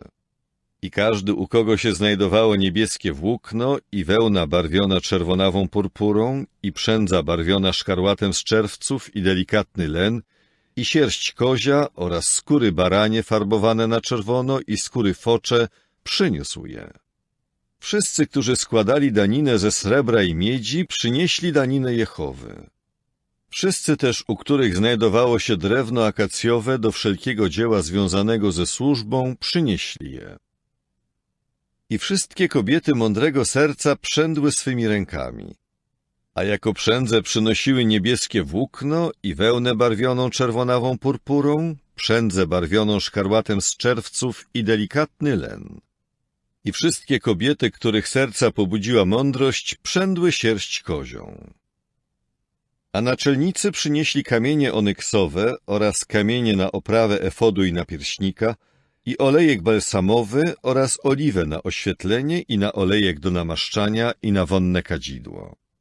Każdy mężczyzna i każda kobieta, których serca pobudziły do przyniesienia czegoś na wszelką pracę, jaką za pośrednictwem Mojżesza nakazał wykonać Jehowa, tak uczynili.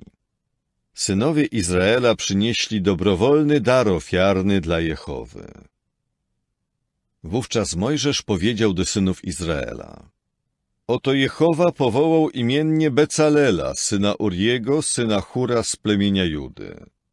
I napełnił go Duchem Bożym w mądrości, w zrozumieniu i w wiedzy oraz we wszelkim rzemiośle, by obmyślał plany, by obrabiał złoto i srebro oraz miedź, i by obrabiał kamienie w celu osadzenia ich, i by obrabiał drewno w celu wykonania wszelkich przemyślnych wyrobów.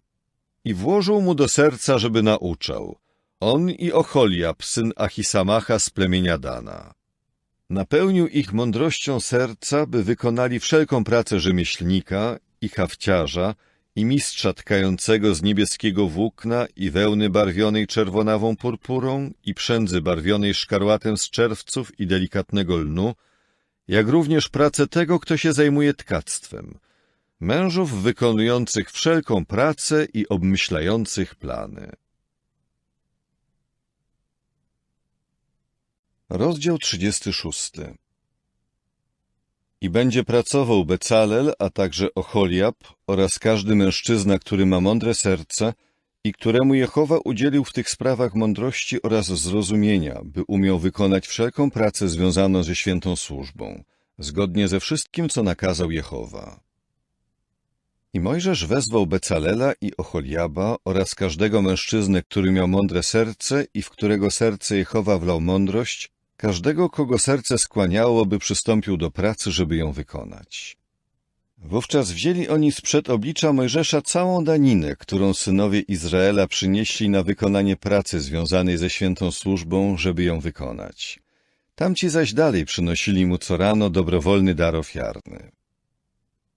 A wszyscy mądrzy, którzy wykonywali wszelką świętą pracę, zaczęli jeden za drugim przychodzić od swej pracy, którą wykonywali, i mówić do Mojżesza: Lud przynosi znacznie więcej, niż jest potrzebne w służbie związanej z pracą, którą nakazał wykonać Jehowa. Mojżesz kazał więc rozgłosić po obozie wiadomość, mówiąc: Mężczyźni i niewiasty, nie przygotowujcie już więcej materiałów na świętą daninę. Wtedy lud przestał ją przynosić. I okazało się, że materiałów wystarczyło na wykonanie całej pracy, a nawet zbywało. I wszyscy mądrego serca wśród zajętych tą pracą zaczęli wykonywać przybytek. 10 płócien namiotowych z delikatnego skręcanego lnu i niebieskiego włókna i wełny barwionej czerwonawą purpurą i sprzędzy barwionej szkarłatem z czerwców. Wykonał je robotą hafciarską, z cherubami. Długość każdego płótna namiotowego wynosiła 28 łokci, a szerokość każdego płótna namiotowego 4 łokcie. Jedna była miara dla wszystkich płócien namiotowych. Następnie spiął 5 płócien namiotowych i spiął drugich 5 płócien namiotowych. Potem na brzegu jednego płótna namiotowego wykonał w miejscu złączenia pętlicę z niebieskiego włókna. To samo uczynił na brzegu najdalszego płótna namiotowego w drugim miejscu złączenia. Wykonał 50 pętlic na jednym płótnie namiotowym i wykonał 50 pętlic na skraju płótna namiotowego w drugim miejscu złączenia. Pętlice były jedna naprzeciw drugiej. W końcu wykonał 50 złotych haczyków i tymi haczykami połączył płótna namiotowe jedno z drugim, tak iż powstał jeden przybytek. I zaczął wykonywać z koziej sierści płótna namiotowe do namiotu na przybytek. Wykonał 11 płócien namiotowych. Długość każdego płótna namiotowego wynosiła 30 łokci, a szerokość każdego płótna namiotowego 4 łokcie. Jedna była miara dla 11 płócien namiotowych. Potem spiął osobno 5 płócien namiotowych i osobno 6 drugich płócien namiotowych.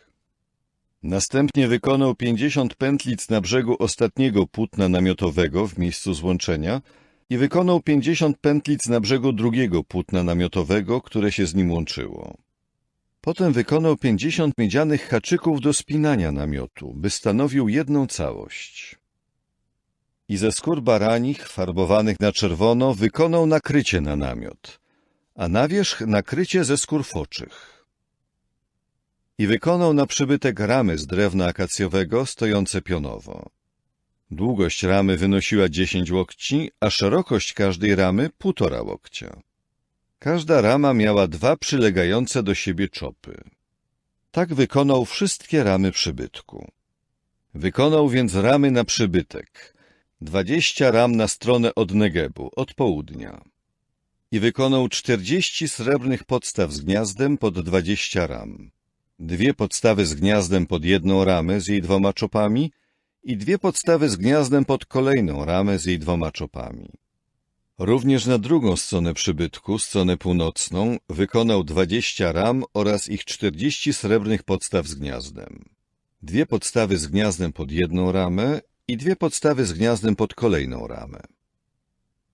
A na tylne części przybytku od zachodu wykonał 6 ram. I wykonał 2 ramy jako narożne podpory przybytku na jego 2 tylne części. A były podwójne u spodu i razem były podwójne aż do wierzchu każdej z nich, przy pierwszym pierścieniu. Tak zrobił obie narożne podpory. Ogółem było więc 8 ram i 16 ich srebrnych podstaw z gniazdem. 2 podstawy z gniazdem obok 2 podstaw z gniazdem pod każdą ramą. I jeszcze wykonał poprzeczki z drewna akacjowego. 5 do ram na jedną stronę przybytku i 5 poprzeczek do ram na drugą stronę przybytku i 5 poprzeczek do ram przybytku na 2 tylne części po stronie zachodniej. Potem wykonał środkową poprzeczkę, by przechodziła przez środek ram od jednego końca do drugiego. A ramy pokrył złotem i wykonał ze złota ich pierścienie jako uchwyty dla poprzeczek i pokrył poprzeczki złotem. I przystąpił do wykonania zasłony z niebieskiego włókna i wełny barwionej czerwonawą purpurą i przędzy barwionej szkarłatem z czerwców i z delikatnego skręcanego lnu. Wykonał ją robotą hafciarską, z cherubami. Potem wykonał do niej 4 akacjowe słupy i pokrył je złotem. Również ich kołki były ze złota. I odlał dla nich 4 srebrne podstawy z gniazdem. I wykonał robotą tkacką kotarę do wejścia do namiotu z niebieskiego włókna i wełny barwionej czerwonawą purpurą i przędzy barwionej szkarłatem z czerwców i z delikatnego skręcanego lnu, a także jej 5 słupów i ich kołki. A ich wierzchołki i złącza pokrył złotem, lecz ich 5 podstaw z gniazdem było z miedzi. Rozdział 37. Następnie Becalel wykonał arkę z drewna akacjowego. Długość jej wynosiła 2,5 łokcia, a szerokość 1,5 łokcia i wysokość 1,5 łokcia. I pokrył ją szczerym złotem wewnątrz i na zewnątrz oraz wykonał dookoła niej złote obramowanie. Potem odlał dla niej 4 złote pierścienie nad jej 4 nogi, 2 pierścienie na jedną stronę i 2 pierścienie na drugą stronę. Wykonał też drążki z drewna akacjowego i pokrył je złotem. Wówczas włożył drążki w pierścienie na bokach arki, aby można było nosić arkę. I wykonał pokrywę ze szczerego złota. Długość jej wynosiła 2,5 łokcia, a szerokość 1,5 łokcia. Ponadto wykonał 2 cheruby ze złota. Wykuł je i umieścił na obu końcach pokrywy. Jeden cherub był na jednym końcu, a drugi cherub na drugim końcu. Wykonał cheruby na pokrywie na obu jej końcach. I cheruby te rozpościerały 2 skrzydła w górę, osłaniając skrzydłami pokrywę, a twarzami były zwrócone do siebie. Twarze cherubów były skierowane ku pokrywie. I przystąpił do wykonania stołu z drewna akacjowego. Był on długi na 2 łokcie i szeroki na łokieć, a wysoki na 1,5 łokcia. Potem pokrył go szczerym złotem i wykonał dookoła niego złote obramowanie. Następnie wykonał dookoła niego obrzeże na szerokość dłoni i wykonał dookoła niego złote obramowanie do tego obrzeża. Ponadto odlał dla niego 4 złote pierścienie i umieścił te pierścienie na 4 narożnikach, które były przy 4 nogach. Pierścienie były blisko obrzeża jako uchwyty dla drążków do noszenia stołu.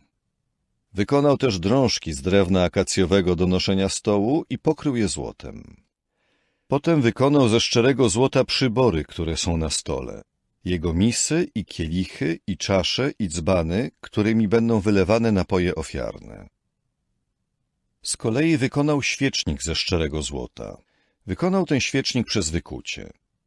Jego boki i ramiona, i kielichy, i gałki, i kwiaty wystawały z niego. A z jego boków wychodziło 6 ramion. 3 ramiona świecznika z jednego boku i 3 ramiona świecznika z drugiego boku.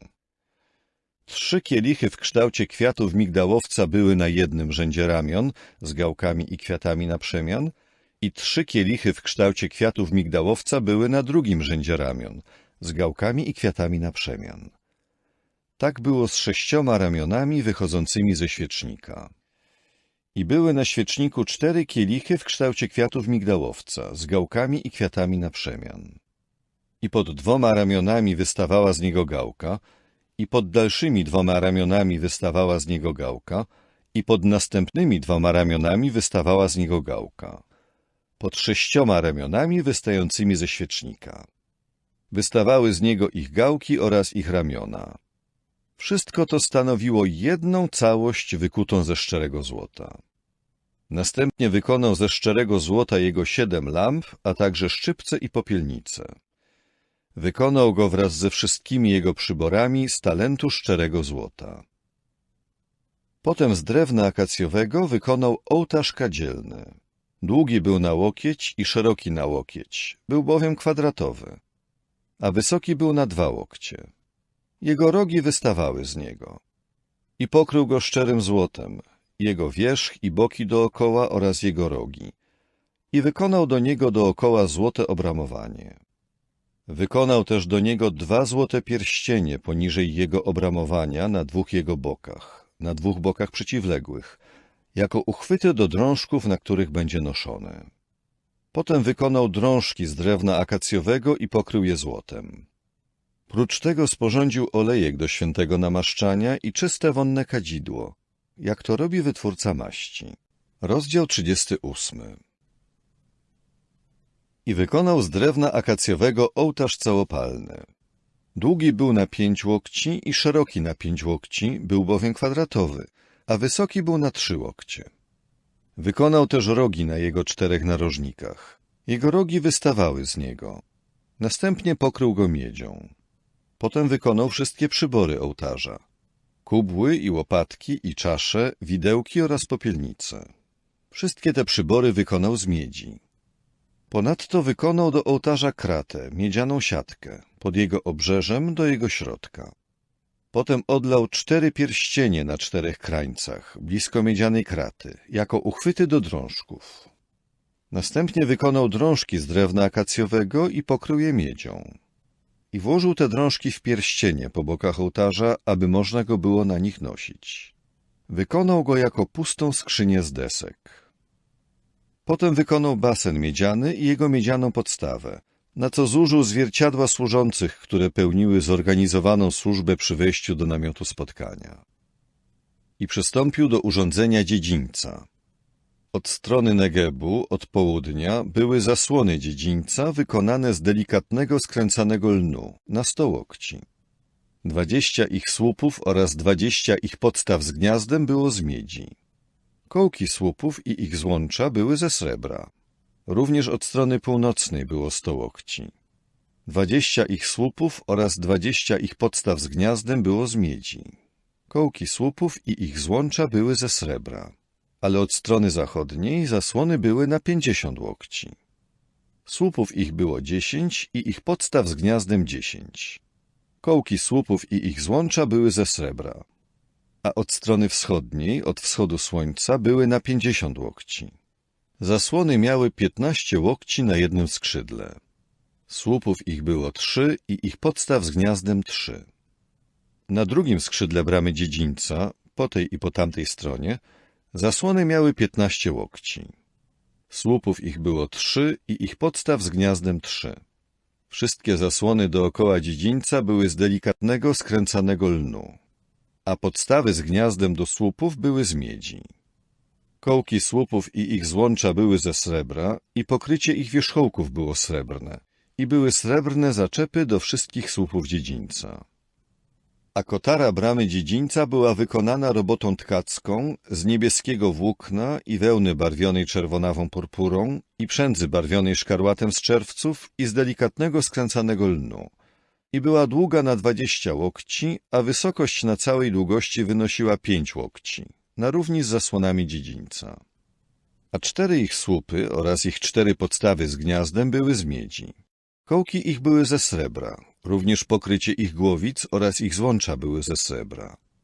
A wszystkie paliki namiotowe do przybytku i do dziedzińca dookoła były z miedzi. Oto spisane rzeczy przybytku świadectwa, które zostały spisane na polecenie Mojżesza w ramach służby Lewitów pod kierownictwem Itamara, syna kapłana Aarona.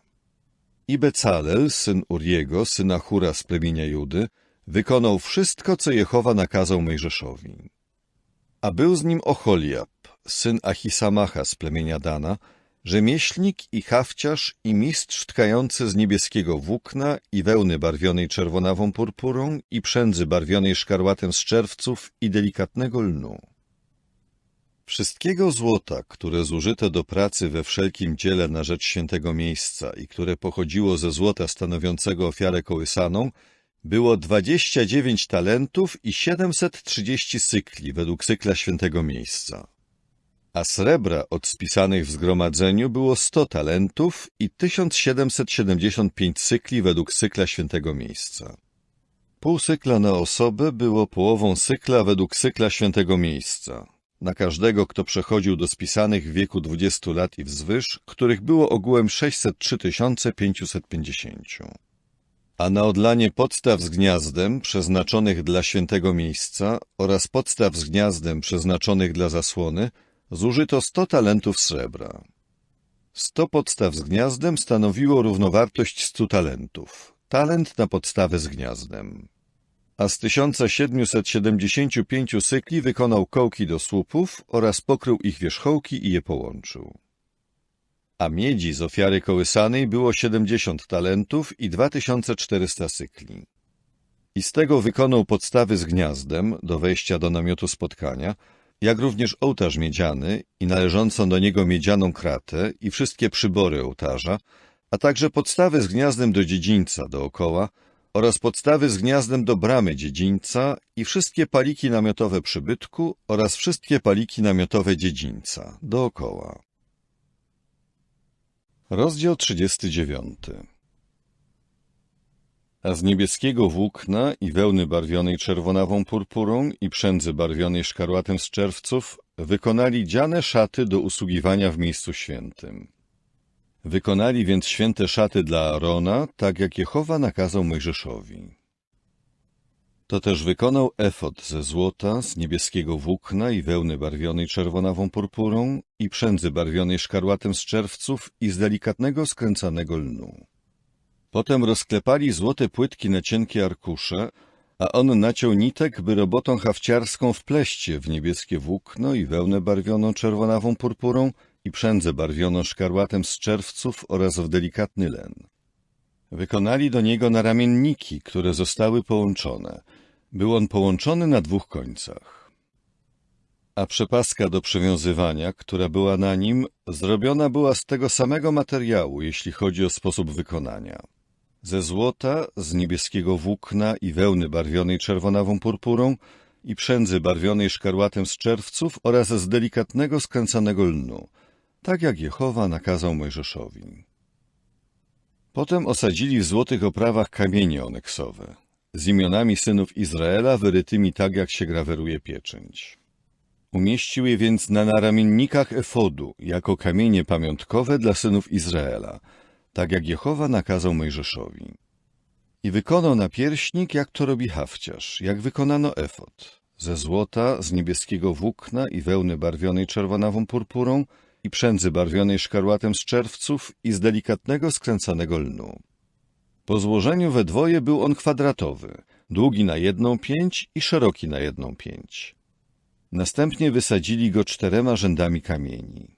Pierwszy rząd to rząd z rubinem, topazem i szmaragdem, a drugi rząd to turkus, szafir i jaspis, a trzeci rząd to kamień leszem, agat i ametyst, a 4. rząd to chryzolit i onyks i jadeit. W złotych oprawach zostały osadzone w swoich zagłębieniach. I kamienie były według imion synów Izraela. Było ich 12 według ich imion, wygrawerowanych jak pieczęć, każdy według swego imienia, dla 12 plemion. A na napierśniku wykonali metodą powroźniczą splecione łańcuszki ze szczerego złota. Wykonali też 2 złote oprawy oraz 2 złote pierścienie i umieścili te 2 pierścienie na 2 końcach napierśnika. Potem włożyli 2 złote sznury w 2 pierścienie na końcach napierśnika i 2 końce sznurów przewlekli przez 2 oprawy. Wówczas umieścili je na naramiennikach efodu z jego przedniej strony. Następnie wykonali 2 złote pierścienie i umocowali je na 2 końcach napierśnika, na jego brzegu zwróconym do wnętrza, w stronę efodu. Potem wykonali 2 złote pierścienie i umieścili je na 2 naramiennikach efodu od dołu, z jego przedniej strony, blisko jego miejsca połączenia nad przepaską efodu. W końcu niebieskim sznurem przywiązali napierśnik za jego pierścienie do pierścieni efodu, żeby się trzymał nad przepaską efodu i żeby napierśnik nie przesuwał się po efodzie, tak jak Jehowa nakazał Mojżeszowi. Następnie robotą tkacką wykonał do efodu płaszcz bez rękawów, w całości z niebieskiego włókna. A na środku tego płaszcza bez rękawów był otwór, jak otwór pancerza. Otwór ten miał dookoła obwódkę, żeby się nie rozdarł. A na brzegu płaszcza bez rękawów wykonali jabłka granatu, skręcając razem niebieskie włókno i wełnę barwioną czerwonawą purpurą i przędzę barwioną szkarłatem z czerwców. Ponadto wykonali szczerozłote dzwoneczki i umieścili te dzwoneczki dookoła między jabłkami granatu na brzegu płaszcza bez rękawów, pomiędzy jabłkami granatu. Dookoła dzwoneczek i jabłko granatu, dzwoneczek i jabłko granatu, na brzegu płaszcza bez rękawów do pełnienia służby, tak jak Jehowa nakazał Mojżeszowi. Następnie robotą tkacką wykonali dla Aarona i jego synów długie szaty z delikatnego lnu oraz zawój z delikatnego lnu i ozdobne nakrycia głowy z delikatnego lnu, jak również lnianą bieliznę dolną z delikatnego skręcanego lnu i szarfę z delikatnego skręcanego lnu i niebieskiego włókna i wełny barwionej czerwonawą purpurą i przędzy barwionej szkarłatem z czerwców, robotą tkacką, tak jak Jehowa nakazał Mojżeszowi. W końcu wykonali ze szczerego złota lśniącą płytkę, święty znak poświęcenia, i wypisali na niej napis, jak się graweruje pieczęć. Świętość należy do Jehowy. I przymocowali do niej sznur z niebieskiego włókna, żeby ją umieścić na zawoju u góry, tak jak Jehowa nakazał Mojżeszowi. I całkowicie zakończono wszelkie prace nad przybytkiem namiotu spotkania, ponieważ synowie Izraela czynili zgodnie ze wszystkim, co Jehowa nakazał Mojżeszowi. Tak właśnie uczynili. I przynieśli przybytek do Mojżesza. Namiot oraz wszystkie jego przybory, i haczyki, i ramy, i poprzeczki, i słupy, i jego podstawy z gniazdem, a także jego nakrycie ze skór baranich farbowanych na czerwono i jego nakrycie ze skór foczych oraz jego zasłonę jako oddzielającą kotarę, a także Arkę Świadectwa oraz jej drążki i pokrywę, stół, wszystkie jego przybory i chleb pokładny, świecznik ze szczerego złota, jego lampy, rząd lamp i wszystkie jego przybory oraz oliwę na oświetlenie, i złoty ołtarz oraz olejek do namaszczania i wonne kadzidło i kotarę do wejścia do namiotu, ołtarz z miedzi i należącą do niego kratę miedzianą, jego drążki oraz wszystkie jego przybory, basen i jego podstawę, zasłony dziedzińca, jego słupy i podstawy z gniazdem oraz kotarę bramy dziedzińca, jego linki namiotowe i paliki namiotowe oraz wszystkie przybory do służby związanej z przybytkiem dla namiotu spotkania. Dziane szaty do usługiwania w sanktuarium, święte szaty dla kapłana Aarona i szaty jego synów, do pełnienia służby kapłańskiej. Synowie Izraela wykonali całe to zadanie zgodnie ze wszystkim, co Jehowa nakazał Mojżeszowi. I zobaczył Mojżesz całą tę pracę, a oto wykonali ją tak, jak nakazał Jehowa. Tak ją wykonali. To też Mojżesz ich pobłogosławił. Rozdział 40. Wówczas Jehowa rzekł do Mojżesza, mówiąc: w dniu miesiąca pierwszego, w pierwszym dniu tego miesiąca, masz wznieść przybytek namiotu spotkania. I ustawisz w nim Arkę Świadectwa i odgrodzisz zasłoną dostęp do Arki.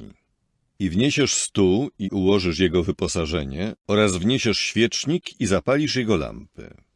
A przed Arką Świadectwa ustawisz złoty ołtarz kadzielny i zawiesisz kotarę do wejścia do przybytku.